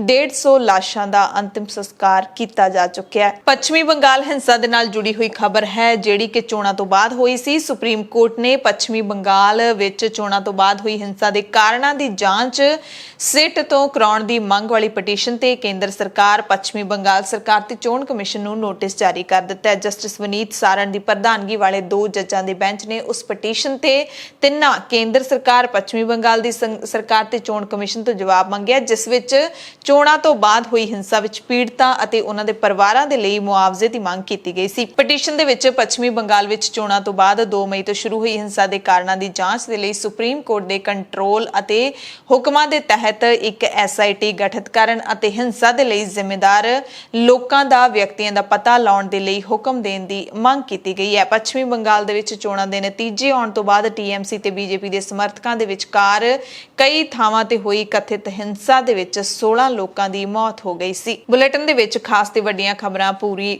ਦੁਨੀਆ ਤੋਂ। ਸਭ ਤੋਂ ਪਹਿਲੀ ਖਬਰ ਭਾਰਤ ਪਾਕਿਸਤਾਨ ਸੰਬੰਧਾਂ ਦੇ ਨਾਲ जुड़ी हुई अपडेट है। पाकिस्तान के प्रधानमंत्री इमरान खान ने कहा कि भारत जदों तक कश्मीर चों धारा 370 हटाउण दा फैसला नहीं लै लैंदा, पाकिस्तान भारत दे नाल किसी भी तरह के सियासी संबंध बहाल नहीं करेगा। इमरान ने दोवां देशां विचाले किसी तरह के समझौते की गल होण तो इनकार किया है। पाकिस्तानी संसद दे विच भाषण दिंदियां इमरान खान ने भारत की BJP सरकार ते कश्मीर के लोगों के शोषण करने का इल्जाम लाया। उन्होंने कहा कि पूरा पाकिस्तान दलेर कश्मीरियां बच्चों ते नौजवानों के नाल खड़ा है। जदों तक भारत 5 अगस्त 2019 नूं चुक्या होया कदम वापस नहीं लवेगा, उदों तक ਅਸੀਂ ਭਾਰਤ ਦੇ ਨਾਲ ਕੋਈ ਵੀ ਸੰਬੰਧ ਕੋਈ ਵੀ ਰਿਸ਼ਤਾ ਨਹੀਂ ਬਣਾਵਾਂਗੇ। ਇਮਰਾਨ ਖਾਨ ਨੇ ਇਲਜ਼ਾਮ ਲਾਇਆ ਕਿ ਧਾਰਾ 370 ਰੱਦ ਕਰਨ ਦੇ ਫੈਸਲੇ ਤੋਂ ਪਹਿਲਾਂ ਵੀ ਭਾਰਤ ਕਸ਼ਮੀਰ ਦੇ ਲੋਕਾਂ ਤੇ ਜ਼ੁਲਮ ਕਰਦਾ ਰਿਹਾ ਹੈ। ਚੀਨ ਦੀ ਸੱਤਾਧਾਰੀ ਕਮਿਊਨਿਸਟ ਪਾਰਟੀ CPC ਨੇ ਅੱਜ ਆਪਣੀ ਪਾਰਟੀ ਦੀ 100ਵੀਂ ਵਰ੍ਹੇਗੰਢ ਮਨਾਈ। ਇਸ ਮੌਕੇ ਚੀਨੀ ਰਾਸ਼ਟਰਪਤੀ ਸ਼ੀ ਜਿਨਪਿੰਗ ਨੇ ਦੇਸ਼ ਦੀ ਰੱਖਿਆ ਲਈ ਮਜ਼ਬੂਤ ਫੌਜ ਤਿਆਰ ਕਰਨ ਦਾ ਸੱਦਾ ਦਿੱਤਾ। ਨਾਲ ਹੀ ਸ਼ੀ ਜਿਨਪਿੰਗ ਨੇ ਚੇਤਾਵਨੀ ਵੀ ਦਿੱਤੀ ਕਿ ਚੀਨੀ ਲੋਕ ਕਦੇ ਵੀ ਕਿਸੇ ਤੋਂ ਨਾ ਦਬਣਗੇ ਨਾ ਝੁਕਣਗੇ ਤੇ ਕਦੇ ਵੀ ਕਿਸੇ ਵਿਦੇਸ਼ੀ ਤਾਕਤ ਨੂੰ ਉਹਨਾਂ ਨੂੰ ਧਮਕਾਉਣ, ਤੰਗ ਕਰਨ ਜਾਂ ਅਧੀਨ ਕਰਨ ਦੀ ਇਜਾਜ਼ਤ ਨਹੀਂ ਦੇਣਗੇ। ਤਿਆਨਮਿਨ ਚੌਂਕ ਦੇ ਵਿੱਚ ਸ਼ੀ ਨੇ ਸਮਾਗਮ ਨੂੰ ਕਰੀਬ 1 ਘੰਟੇ ਤੱਕ ਸੰਬੋਧਿਤ ਕੀਤਾ। ਇਸ ਦੌਰਾਨ ਸ਼ੀ ਨੇ ਇਹ ਵੀ ਕਿਹਾ ਕਿ ਤਾਇਵਾਨ ਨੂੰ ਚੀਨ ਦੀ ਮੁੱਖ ਧਰਤੀ ਨਾਲ ਜੋੜਨ ਦੇ ਲਈ ਕੋਈ ਕਸਰ ਨਹੀਂ ਛੱਡੀ ਜਾਏਗੀ ਤੇ ਇਹ ਇੱਕ ਸਾਡਾ ਇਤਿਹਾਸਿਕ ਟੀਚਾ ਹੈ। ਇਸ ਦੇ ਨਾਲ ਹੀ ਵਿਸ਼ਵ ਸਿਹਤ ਸੰਸਥਾ यानी कि WHO ने भी चीन नूं एक खुशखबरी दे दी है। 100वीं वरेगंढ के मौके विश्व सेहत संस्था ने चीन नूं मलेरिया मुक्त देश का सर्टिफिकेट दे दिता है। यह मच्छरों तो पैदा होने वाली बीमारी के खिलाफ 70 साल तो कीतियां जा रही कोशिशों का इस नूं नतीजा दस्या गया। 1940 तो बाद चीन दे विच इस बीमारी के कोई 30 लाख केस दर्ज किए गए सी, जबकि पिछले 4 सालों तो कोई भी नवा मामला सामने ना आने की जानकारी दी गई है। मीडिया के मुताबिक WHO के महानिदेशक ने कहा कि ਅਸੀਂ ਚੀਨ ਦੇ ਲੋਕਾਂ ਨੂੰ ਇਸ ਬਿਮਾਰੀ ਤੋਂ ਨਿਜਾਤ ਪਾਉਣ ਲਈ ਵਧਾਈ ਦਿੰਦੇ ਹਾਂ। ਉਹਨਾਂ ਕਿਹਾ ਕਿ ਚੀਨ ਦੇ ਲੋਕਾਂ ਦੀ ਇਹ ਸਫਲਤਾ ਬੇहद ਮੁਸ਼ਕਿਲ ਉਦੇਸ਼ ਸੀ, ਟੀਚਾ ਸੀ, ਪਰ ਇਹ ਆਪਣੇ ਟੀਚੇ ਦੇ ਵਿੱਚ ਕਾਮਯਾਬ ਹੋ ਗਏ ਨੇ। ਇਸ ਐਲਾਨ ਦੇ ਨਾਲ ਚੀਨ ਹੁਣ ਉਹਨਾਂ ਮੁਲਕਾਂ ਦੀ ਗਿਣਤੀ ਵਿੱਚ ਸ਼ਾਮਿਲ ਹੋ ਗਿਆ ਜੋ ਦੁਨੀਆ ਨੂੰ ਮਲੇਰੀਆ ਮੁਕਤ ਭਵਿੱਖ ਨੂੰ ਇੱਕ ਵਿਹਾਰਿਕ ਟੀਚਾ ਦੱਸ ਰਹੇ ਨੇ। ਮਲੇਰੀਆ ਮੁਕਤ ਦੇਸ਼ ਦਾ ਪ੍ਰਮਾਣ ਹਾਸਲ ਕਰਨ ਦੇ ਲਈ ਉਹ ਦੇਸ਼ ਅਰਜ਼ੀ ਦੇ ਸਕਦੇ ਨੇ ਜਿਨ੍ਹਾਂ ਨੇ ਘੱਟੋ ਘੱਟ 3 ਸਾਲਾਂ ਤੱਕ ਮਲੇਰੀਆ ਦਾ ਕੋਈ ਕੇਸ ਨਹੀਂ ਦੇਖਿਆ। ਇਸ ਅਰਜ਼ੀ ਲਈ ਉਹਨਾਂ ਨੂੰ ਬਾਕਾਇਦਾ ਸਬੂਤ ਵੀ ਦਿਖਾਉਣੇ ਪੈਂਦੇ ਨੇ। 2019 ਦੇ ਵਿੱਚ ਵਿਸ਼ਵ ਪੱਧਰ ਤੇ ਮਲੇਰੀਆ ਦੇ 229 ਲੱਖ ਕੇਸ ਸਾਹਮਣੇ ਆਏ ਸੀ, ਪਰ ਚੀਨ ਦੇ ਵਿੱਚ ਇੱਕ ਵੀ ਕੇਸ ਨਹੀਂ ਸੀ। 1950 ਦੇ ਵਿੱਚ ਬੀजिंग ਨੇ ਮਲੇਰੀਆ ਫੈਲਣ ਨੂੰ ਰੋਕਣ ਦੇ ਲਈ ਆਪਣੀ ਮੁਹਿੰਮ ਸ਼ੁਰੂ ਕਰ ਦਿੱਤੀ ਸੀ। ਚੀਨ ਨੇ ਮੱਛਰਾਂ ਨੂੰ ਵਧਣ ਫੁੱਲਣ ਤੋਂ ਰੋਕਿਆ ਤੇ ਘਰਾਂ ਦੇ ਵਿੱਚ ਮੱਛਰ ਮਾਰਨ ਵਾਲੀਆਂ ਦਵਾਈਆਂ ਦਾ ਛਿੜਕਾਅ ਕੀਤਾ ਤੇ ਅੱਜ ਹਾਲਾਤ ਇਹ ਨੇ ਕਿ ਚੀਨ ਦੇ ਵਿੱਚ ਇੱਕ ਵੀ ਮੱਛਰ ਨਹੀਂ ਬਚਿਆ ਤੇ ਮਲੇਰੀਆ ਮੁਕਤ ਦੇਸ਼ ਬਣ ਗਿਆ ਹੈ। ਕਰੋਨਾ ਦਾ ਕਹਿਰ ਬੰਗਲਾਦੇਸ਼ ਦੇ ਵਿੱਚ ਮੁੜ ਤੋਂ ਬਹੁਤ ਵੱਧ ਗਿਆ ਤੇ ਮੁੜ ਤੋਂ ਸਖਤ ਲਾਕਡਾਊਨ ਬੰਗਲਾਦੇਸ਼ ਦੇ ਵਿੱਚ ਲਾ ਦਿੱਤਾ ਗਿਆ ਹੈ। ਅੱਜ ਸਵੇਰੇ 6 ਵਜੇ ਤੋਂ 8 ਜੁਲਾਈ ਦੀ ਅੱਧੀ ਰਾਤ ਤੱਕ ਇਹ ਲਾਕਡਾਊਨ ਲਾਗੂ ਰਹੇਗਾ। ਇਸ ਵਾਰੀ ਲਾਕਡਾਊਨ ਦੇ ਨਿਯਮ ਪਹਿਲਾਂ ਦੇ ਮੁਕਾਬਲੇ ਵੱਧ ਸਖਤ ਨੇ। 21 ਨਵੀਆਂ ਰੋਕਾਂ ਲਾਈਆਂ ਗਈਆਂ ਨੇ ਤੇ ਰੋਕਾਂ ਦੀ ਨਿਯਮਾਂ ਦੀ ਉਲੰਘਣਾ ਕਰਨ ਵਾਲਿਆਂ ਨੂੰ ਇਸ ਵਾਰੀ ਜੇਲ੍ਹ ਦੀ ਸਜ਼ਾ ਤੱਕ ਹੋਵੇਗੀ। PTI ਦੇ ਮੁਤਾਬਿਕ ਬੰਗਲਾਦੇਸ਼ ਦੇ ਵਿੱਚ ਨਵੇਂ ਡੈਲਟਾ ਵੇਰੀਐਂਟ ਦੇ ਕਾਰਨ ਪਿਛਲੇ ਕੁਝ ਦਿਨਾਂ ਦੇ ਵਿੱਚ ਕਰੋਨਾ ਦੇ ਮਾਮਲੇ ਵਧੇ ਨੇ। ਬੰਗਲਾਦੇਸ਼ ਦੇ institute of epidemiology disease control and research ਦੇ chief scientific officer SM Alamgir ਦੇ ਮੁਤਾਬਿਕ ਜੇ ਲੋਕਾਂ ਨੇ ਨਿਯਮਾਂ ਦਾ ਪਾਲਣ ਨਾ ਕੀਤਾ ਤੇ ਘਰ ਤੇ ਨਹੀਂ ਰਹੇ ਤਾਂ ਇਸ ਲਹਿਰ ਦੇ ਬਹੁਤ ਹੀ ਭਿਆਨਕ ਨਤੀਜੇ ਬੰਗਲਾਦੇਸ਼ੀ ਲੋਕਾਂ ਨੂੰ ਭੁਗਤਣੇ ਪੈਣਗੇ ਕਿਉਂਕਿ ਬਹੁਤ ਤੇਜ਼ੀ ਦੇ ਨਾਲ ਫੈਲ ਰਿਹਾ ਹੈ। ਕੈਨੇਡਾ ਦੇ ਵਿੱਚ ਤਾਪਮਾਨ 50 ਡਿਗਰੀ ਤੋਂ ਵੀ ਪਾਰ ਪਹੁੰਚ ਗਿਆ ਹੈ। ਇੱਥੇ ਗਰਮੀ ਦੇ ਨਾਲ ਲੋਕ ਦਮ ਤੋੜ ਰਹੇ ਨੇ, ਯਾਨੀ ਕਿ ਲੋਕਾਂ ਦੀਆਂ ਮੌਤਾਂ ਹੋ ਰਹੀਆਂ ਨੇ। ਬ੍ਰਿਟਿਸ਼ ਕੋਲੰਬੀਆ ਦੇ ਵਿੱਚ ਤਾਂ ਗਰਮੀ ਨੇ ਇੰਨੀ ਤਬਾਹੀ ਮਚਾ ਦਿੱਤੀ ਹੈ ਕਿ ਹੁਣ ਤੱਕ 486 ਮੌਤਾਂ BC ਦੇ ਵਿੱਚ ਹੋ ਚੁੱਕੀਆਂ ਨੇ। ਕੈਨੇਡਾ ਦੇ ਬਹੁਤ ਸਾਰੇ ਇਲਾਕਿਆਂ ਦੇ ਵਿੱਚ ਇਸ ਵਾਰੀ ਭਿਆਨਕ ਗਰਮੀ ਤੇ ਲੂ ਦੇ ਕਹਿਰ ਨੇ ਅੱਤ ਮਚਾ ਰੱਖੀ ਹੈ। 98 ਮੌਤਾਂ ਤਾਂ ਇਕੱਲੇ ਵੈਨਕੂਵਰ ਦੇ ਵਿੱਚ ਹੀ ਹੋ ਗਈਆਂ ਨੇ, ਜਿਨ੍ਹਾਂ ਵਿੱਚੋਂ 2/3 ਮੌਤਾਂ 70 ਸਾਲ ਤੋਂ ਵੱਧ ਉਮਰ ਦੇ ਲੋਕਾਂ ਦੀਆਂ ਨੇ। ਇਸੇ ਤਰ੍ਹਾਂ 100 ਤੋਂ ਵੱਧ ਮੌਤਾਂ ਸਰੀ ਤੇ ਬਰਨਬੀ ਇਲਾਕਿਆਂ ਦੇ ਵਿੱਚ ਵੀ ਦਰਜ ਕੀਤੀਆਂ ਜਾ ਚੁੱਕੀਆਂ ਨੇ। ਸ਼ੁੱਕਰਵਾਰ ਤੋਂ ਲੈ ਕੇ ਬੁੱਧਵਾਰ ਦੁਪਹਿਰ ਤੱਕ, ਯਾਨੀ ਕਿ ਲੰਘੇ ਸ਼ੁੱਕਰਵਾਰ ਤੋਂ ਕੱਲ ਦੁਪਹਿਰ ਤੱਕ ਬ੍ਰਿਟਿਸ਼ ਕੋਲੰਬੀਆ ਦੇ ਵਿੱਚ 486 ਮੌਤਾਂ ਹੋ ਚੁੱਕੀਆਂ ਸੀ, ਜੋ ਆਮ ਹਾਲਤ ਵਿੱਚ ਹੋਣ ਵਾਲੀਆਂ ਮੌਤਾਂ ਤੋਂ 195% ਵੱਧ ਨੇ। ਕੈਨੇਡਾ ਦੇ ਬ੍ਰਿਟਿਸ਼ ਕੋਲੰਬੀਆ ਦੇ ਲਿਟਨ ਦੇ ਵਿੱਚ ਮੰਗਲਵਾਰ ਨੂੰ ਤਾਪਮਾਨ 49.6 ਡਿਗਰੀ ਸੈਲਸੀਅਸ ਦਰਜ ਕੀਤਾ ਗਿਆ। ਇਹ ਲਗਾਤਾਰ ਤੀਜਾ ਦਿਨ ਸੀ ਜਦੋਂ ਸਭ ਤੋਂ ਵੱਧ ਤਾਪਮਾਨ ਦਾ ਨਵਾਂ ਰਿਕਾਰਡ ਬਣਿਆ ਹੈ। ਅਮਰੀਕਾ ਦੇ ਉੱਤਰ ਪੱਛਮੀ ਇਲਾਕੇ ਦੇ ਵਿੱਚ ਵੀ ਰਿਕਾਰਡ ਤੋੜ ਗਰਮੀ ਪੈ ਰਹੀ ਹੈ। ਉੱਥੇ ਵੀ ਕਈ ਮੌਤਾਂ ਹੋਣ ਦੀ ਖਬਰ ਮਿਲੀ ਹੈ। ਐਤਵਾਰ ਤੋਂ ਪਹਿਲਾਂ ਤੱਕ ਕੈਨੇਡਾ ਦੇ ਵਿੱਚ ਤਾਪਮਾਨ ਕਦੇ ਵੀ 45 ਡਿਗਰੀ ਸੈਲਸੀਅਸ ਦਾ ਅੰਕੜਾ ਪਾਰ ਨਹੀਂ ਕਰਕੇ ਗਿਆ ਸੀ। ਬ੍ਰਿਟਿਸ਼ ਕੋਲੰਬੀਆ ਦੇ ਪ੍ਰੀਮੀਅਰ ਜੌਨ ਹੋਰਗਨ ਨੇ ਕਿਹਾ ਕਿ ਇਹ ਇਸ ਸੂਬੇ ਦੇ ਇਤਿਹਾਸ ਦਾ ਸਭ ਤੋਂ ਗਰਮ ਹਫ਼ਤਾ ਹੈ। ਗਰਮੀ ਕਾਰਨ ਮਰਨ ਵਾਲਿਆਂ ਦੀ ਗਿਣਤੀ ਹੋਰ ਵੀ ਵੱਧ ਸਕਦੀ ਹੈ। ਪੁਲਿਸ ਦੇ ਸਰਜੈਂਟ ਸਟੀਵ ਐਡੀਸਨ ਨੇ ਦੱਸਿਆ ਕਿ ਮੈਂ 15 ਸਾਲਾਂ ਤੋਂ ਪੁਲਿਸ ਅਧਿਕਾਰੀ ਹਾਂ, ਪਰ ਮੈਂ ਇੰਨੇ ਘੱਟ ਅਰਸੇ ਦੇ ਵਿੱਚ ਅਚਾਨਕ ਇੰਨੀਆਂ ਮੌਤਾਂ ਦੀ ਗਿਣਤੀ ਨਹੀਂ ਦੇਖੀ ਹੈ। ਇੱਕ ਦਿਨ ਦੇ ਵਿੱਚ 3 ਜਾਂ 4 ਲੋਕਾਂ ਦੀ ਮੌਤ ਹੋ ਰਹੀ ਹੈ। ਉਹਨਾਂ ਕਿਹਾ ਕਿ ਪੁਲਿਸ ਆਪਣੇ ਰਿਸ਼ਤੇਦਾਰਾਂ ਦੇ ਘਰ ਪਹੁੰਚਦੀ ਹੈ ਅਤੇ ਦੇਖਦੀ ਹੈ ਕਿ ਉਹਨਾਂ ਦੀ ਮੌਤ ਹੋ ਚੁੱਕੀ ਹੈ। ਕੈਨੇਡਾ ਦੇ ਮੌਸਮ ਵਿਭਾਗ ਨੇ ਬ੍ਰਿਟਿਸ਼ ਕੋਲੰਬੀਆ, ਅਲਬਰਟਾ, ਉੱਤਰ ਪੱਛਮੀ ਇਲਾਕਿਆਂ ਤੇ ਮੈਨੀਟੋਬਾ ਦੇ ਲਈ ਚੇਤਾਵਨੀ ਜਾਰੀ ਕਰ ਦਿੱਤੀ ਹੈ। ਮੌਸਮ ਦੇ ਨਾਲ ਜੁੜੀਆਂ ਖਬਰਾਂ ਦੇਣ ਵਾਲੀ ਐਂਕਰ ਕੈਨੇਡਾ ਦੀ ਜੂਡੀ ਹਿਊਜ਼ ਨੇ ਦੱਸਿਆ ਕਿ ਜੰਗਲ ਦੇ ਵਿੱਚ ਅੱਗ ਲੱਗਣ ਦੇ ਖਦਸ਼ੇ ਨੂੰ ਲੈ ਕੇ ਅੱਗ ਬੁਝਾਉਣ ਵਾਲੇ ਕਰਮਚਾਰੀ ਵੀ ਫਿਕਰਮੰਦ ਨੇ, ਕਿਉਂਕਿ ਗਰਮੀ ਵੱਧਦੀ ਹੈ ਤਾਂ ਅੱਗ ਲੱਗਣ ਦਾ ਜਿਹੜਾ ਡਰ ਹੈ ਉਹ ਵੀ ਵੱਧ ਜਾਂਦਾ ਹੈ। ਇਸ ਵਾਰੀ ਕੀ ਕਾਰਨ ਹੈ ਕਿ ਕੈਨੇਡਾ ਦੇ ਲੋਕ ਕੈਨੇਡਾ ਦਿਵਸ ਨਹੀਂ ਮਨਾ ਰਹੇ? ਹਾਲਾਂਕਿ ਕੈਨੇਡਾ ਦਿਵਸ ਦੇ ਮੌਕੇ ਦੇਸ਼ ਦੇ ਵਿੱਚ ਦੀਵਾਲੀ ਵਰਗਾ ਮਾਹੌਲ ਹੁੰਦਾ ਹੈ, ਦੀਪਮਾਲਾ ਕੀਤੀ ਜਾਂਦੀ ਹੈ, ਆਤਿਸ਼ਬਾਜ਼ੀ ਤੱਕ ਚਲਾਈ ਜਾਂਦੀ ਹੈ, ਪਰ ਇਸ ਵਾਰੀ ਬਹੁਤ ਸਾਰੇ ਕੈਨੇਡੀਅਨ ਕੈਨੇਡਾ ਦਿਵਸ ਨਹੀਂ ਮਨਾ ਰਹੇ। ਦਰਅਸਲ ਕੈਨੇਡਾ ਦੇ ਪੁਰਾਣੇ ਰਿਹਾਇਸ਼ੀ ਸਕੂਲਾਂ ਦੇ ਵਿੱਚੋਂ ਜਦ ਤੋਂ ਬੱਚਿਆਂ ਦੀਆਂ ਲਾਸ਼ਾਂ ਜਾਂ ਬੱਚਿਆਂ ਦੇ ਪਿੰਜਰ ਮਿਲਣ ਦੀਆਂ ਖਬਰਾਂ ਆਉਣ ਲੱਗੀਆਂ ਨੇ, ਉਦੋਂ ਤੋਂ ਕੈਨੇਡਾ ਦੇ ਲੋਕ ਬਹੁਤ ਦੁਖੀ ਨੇ ਤੇ ਨਿਰਾਸ਼ ਨੇ। ਕੈਨੇਡਾ ਦੇ ਧਰਤੀ ਦੇ ਅਸਲ ਬਸ਼ਿੰਦੇ ਜੋ ਦਰਅਸਲ ਦੇਸੀ ਕਬਾਇਲੀ ਲੋਕ ਸਨ ਤੇ ਉਹਨਾਂ ਨੂੰ ਅਮਰੀਕੀ ਮਹਾਂਦੀਪ ਦੇ ਵਿੱਚ ਰੈੱਡ ਇੰਡੀਅਨਸ ਜਾਂ ਫਿਰ ਐਬਓਰੀਜਨਲਸ ਕਿਹਾ ਜਾਂਦਾ ਸੀ, ਉਹਨਾਂ ਦਾ ਕਈ ਦਹਾਕੇ ਪਹਿਲਾਂ ਵੱਡੇ ਪੱਧਰ ਤੇ ਘਾਣ ਕੀਤਾ ਗਿਆ ਸੀ ਉਹਨਾਂ ਨੂੰ ਖਤਮ ਕਰਨ ਦੇ ਵਾਸਤੇ। ਉਸੇ ਗੱਲ ਨੂੰ ਲੈ ਕੇ ਮੌਜੂਦਾ ਕੈਨੇਡੀਅਨਾਂ ਦੇ ਵਿੱਚ ਡਾਢਾ ਰੋਸ ਪਾਇਆ ਜਾ ਰਿਹਾ ਹੈ। ਕੈਨੇਡਾ ਦੇ ਪ੍ਰਮੁੱਖ ਦੇਸੀ ਆਗੂਆਂ ਦੇ ਵਿੱਚੋਂ ਇੱਕ ਜੂਡੀ ਵਿਲਸਨ ਦਾ ਕਹਿਣਾ ਹੈ ਕਿ ਇਸ ਵਾਰੀ ਦਾ ਕੈਨੇਡਾ ਡੇ ਰੱਦ ਹੋਣਾ ਚਾਹੀਦਾ ਹੈ। ਇਸ ਲਈ ਬਹੁਤ ਸਾਰੇ ਲੋਕ ਐਤਕੀ ਕੈਂਸਲ ਕੈਨੇਡਾ ਡੇ ਮੁਹਿੰਮ ਵੀ ਸੋਸ਼ਲ ਮੀਡੀਆ ਤੇ ਚਲਾ ਰਹੇ ਨੇ। ਜੂਡੀ ਵਿਲਸਨ ਬ੍ਰਿਟਿਸ਼ ਕੋਲੰਬੀਆ ਸੂਬੇ ਦੇ ਸ਼ਹਿਰ ਕੈਮਲੂਪਸ ਸਥਿਤ ਕੈਮਲੂਪਸ ਇੰਡੀਅਨ ਰੈਜ਼ੀਡੈਂਸ਼ੀਅਲ ਸਕੂਲ ਤੋਂ 30 ਕਿਲੋਮੀਟਰ ਦੂਰ ਨੈਸਕੋਨਲਿਥ ਇੰਡੀਅਨ ਬੈਂਡ ਦੇ ਮੁਖੀ ਨੇ ਤੇ ਇਹ ਉਹੀ ਕੈਮਲੂਪਸ ਸਕੂਲ ਹੈ ਜਿਸ ਦੇ ਵਿੱਚ ਲੰਘੇ ਮਈ ਮਹੀਨੇ ਦੇ ਵਿੱਚ 215 ਦੇਸੀ ਯਾਨੀ ਕਿ ਰੈੱਡ ਇੰਡੀਅਨ ਬੱਚਿਆਂ ਦੇ ਪਿੰਜਰ ਮਿਲੇ ਸੀ। ਉਸ ਤੋਂ ਬਾਅਦ ਲੰਘੇ ਹਫ਼ਤੇ ਕੈਨੇਡਾ ਦੇ ਸਸਕੈਚੁਅਨ ਦੇ ਮੈਰੀਵਲ ਨਾਂ ਦੇ ਸਥਾਨ ਤੇ ਮੈਰੀਵਲ ਇੰਡੀਅਨ ਰੈਜ਼ੀਡੈਂਸ਼ੀਅਲ ਸਕੂਲ ਦੇ ਵਿੱਚੋਂ ਵੀ 751 ਅਜਿਹੀਆਂ ਕਬਰਾਂ ਮਿਲੀਆਂ, ਯਾਨੀ ਕਿ 751 ਬੱਚੇ ਇੱਥੇ ਵੀ ਮਾਰੇ ਗਏ। ਤੇ ਹੁਣ ਜਿਹੜੀ ਤਾਜ਼ਾ ਖਬਰ ਆਈ ਹੈ ਉਸ ਦੇ ਮੁਤਾਬਿਕ ਵੀ 100 ਤੋਂ ਵੱਧ ਹੋਰ ਬੱਚਿਆਂ ਦੇ ਪਿੰਜਰ ਮਿਲੇ ਨੇ। ਇਸ ਦਾ ਸਿੱਧਾ ਮਤਲਬ ਇਹੀ ਬਣਦਾ ਹੈ ਕਿ ਬੱਚਿਆਂ ਨੂੰ ਚੁੱਪ ਚਪੀਤੇ ਮਾਰ ਦਿੱਤਾ ਗਿਆ ਤਾਂ ਕਿ ਕੈਨੇਡਾ ਦੇ ਵਿੱਚ ਦੇਸੀ ਲੋਕਾਂ ਦੀ ਗਿਣਤੀ ਵੱਧ ਨਾ ਸਕੇ। ਸੋਚ ਕੇ ਦੇਖੋ ਕਿੰਨਾ ਖੌਫਨਾਕ ਹੈ, ਬੱਚਿਆਂ ਨੂੰ ਮਾਰ ਕੇ ਉਹਨਾਂ ਨੂੰ ਦੱਬ ਦੇਣਾ ਸਿਰਫ ਇਸ ਵਾਸਤੇ ਕਿ ਉਹਨਾਂ ਦੀ ਨਸਲ ਖਤਮ ਕਰ ਦਿੱਤੀ ਜਾ ਸਕੇ। ਇਸ ਲਈ ਹੁਣ ਜੂਡੀ ਵਿਲਸਨ ਪੁੱਛਦੇ ਨੇ ਕਿ ਇਸ ਵਾਰ ਕਾਹਦਾ ਕੈਨੇਡਾ ਦਿਵਸ ਮਨਾਈਏ ਤਾਂ ਆਖਿਰ ਕਾਹਦੀ ਖੁਸ਼ੀ ਮਨਾਈਏ। CS ਮੋਨੀਟਰ ਦੀ ਇੱਕ ਰਿਪੋਰਟ ਦੇ ਮੁਤਾਬਿਕ ਅਜਿਹੇ ਵਿਚਾਰ ਕਿਸੇ ਇੱਕ ਵਿਅਕਤੀ ਦੇ ਨਹੀਂ ਬਲਕਿ ਕੈਨੇਡਾ ਦੇ ਲੱਖਾਂ ਨਾਗਰਿਕਾਂ ਦੇ ਹਨ। ਹੁਣ ਕੈਨੇਡਾ ਦੇ ਲੋਕ ਜਿਹੜੇ ਦੇਸੀ ਲੋਕ ਨੇ ਉਹ ਆਪਣੇ ਆਪ ਨੂੰ ਮੌਜੂਦਾ ਅਤੇ ਪਿਛਲੇ ਗੋਰੇ ਹਾਕਮਾਂ ਨੂੰ ਆਪਣੇ ਕੱਟੜ ਵਿਰੋਧੀ ਮੰਨਣ ਲੱਗ ਪਏ ਨੇ ਅਜਿਹੀਆਂ ਘਟਨਾਵਾਂ ਤੋਂ ਬਾਅਦ। ਪਰ ਇਹ ਘਟਨਾਵਾਂ ਸੱਚ ਨੇ, ਇਹ ਵਾਪਰੀਆਂ ਨੇ। ਕੈਨੇਡਾ ਮੁਲਕ ਦਾ ਇਤਿਹਾਸ ਕਦੇ ਪੜ੍ਹ ਕੇ ਦੇਖਿਓ, ਫਿਰ ਤੁਸੀਂ ਦੇਖੋਗੇ ਕਿ ਕਿੰਨਾ ਕਾਲਾ ਇਤਿਹਾਸ ਹੈ। ਅੱਜ ਜਿਹੜੇ ਲੋਕ ਉੱਥੇ ਰਾਜ ਕਰ ਰਹੇ ਨੇ ਉਹਨਾਂ ਨੇ ਕਿਵੇਂ ਕੈਨੇਡਾ ਦੇ ਮੂਲ ਨਿਵਾਸੀਆਂ ਨੂੰ ਖਤਮ ਕੀਤਾ। ਅਮਰੀਕਾ ਤੋਂ ਖਬਰ ਹੈ ਜਿੱਥੇ ਫਲੋਰੀਡਾ ਦੇ ਸਰਫਸਾਈਡ ਦੇ ਵਿੱਚ ਢਹਿ ਢੇਰੀ ਹੋਈ ਇਮਾਰਤ ਦੇ ਮਲਬੇ ਦੇ ਵਿੱਚੋਂ 4 ਹੋਰ ਲਾਸ਼ਾਂ ਬਰਾਮਦ ਹੋਣ ਦੇ ਨਾਲ ਮਰਨ ਵਾਲਿਆਂ ਦੀ ਗਿਣਤੀ 16 ਹੋ ਗਈ ਹੈ।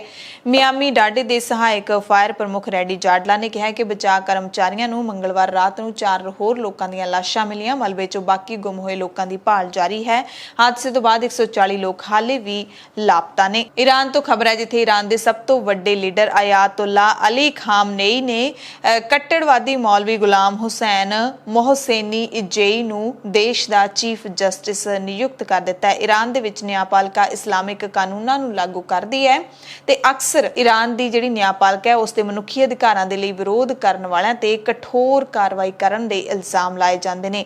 ਇਜੋਈ ਲੰਬੇ ਸਮੇਂ ਤੋਂ ਨਿਆਇਕ ਅਧਿਕਾਰੀ ਰਹੇ ਨੇ ਤੇ ਪੂਰਬ ਦੇ ਵਿੱਚ ਖੁਫੀਆ ਮਾਮਲਿਆਂ ਦੇ ਮੰਤਰੀ ਵੀ ਰਹਿ ਚੁੱਕੇ ਨੇ। ਉਹਨਾਂ ਤੋਂ ਪਹਿਲਾਂ ਨਿਆਂਪਾਲਿਕਾ ਮੁਖੀ ਯਾਨੀ ਕਿ ਜਸਟਿਸ ਚੀਫ ਜਸਟਿਸ ਦੇ ਪਦ ਤੇ ਇਬਰਾਹਿਮ ਰਈਸੀ ਸੀਗੇ, ਜੋ ਹੁਣ ਈਰਾਨ ਦੇ ਨਵੇਂ ਰਾਸ਼ਟਰਪਤੀ ਬਣ ਗਏ ਨੇ। ਇਬਰਾਹਿਮ ਰਈਸੀ ਇਸ ਸਾਲ ਅਗਸਤ ਦੇ ਵਿੱਚ ਰਾਸ਼ਟਰਪਤੀ ਦਾ ਅਹੁਦਾ ਸਾਂਭਣਗੇ। ਐਮਰਜੈਂਸੀ ਬੁਲੇਟਿਨ ਦੇਖਣ ਵਾਲੇ ਸਾਰੇ ਦਰਸ਼ਕਾਂ ਦਾ ਧੰਨਵਾਦ।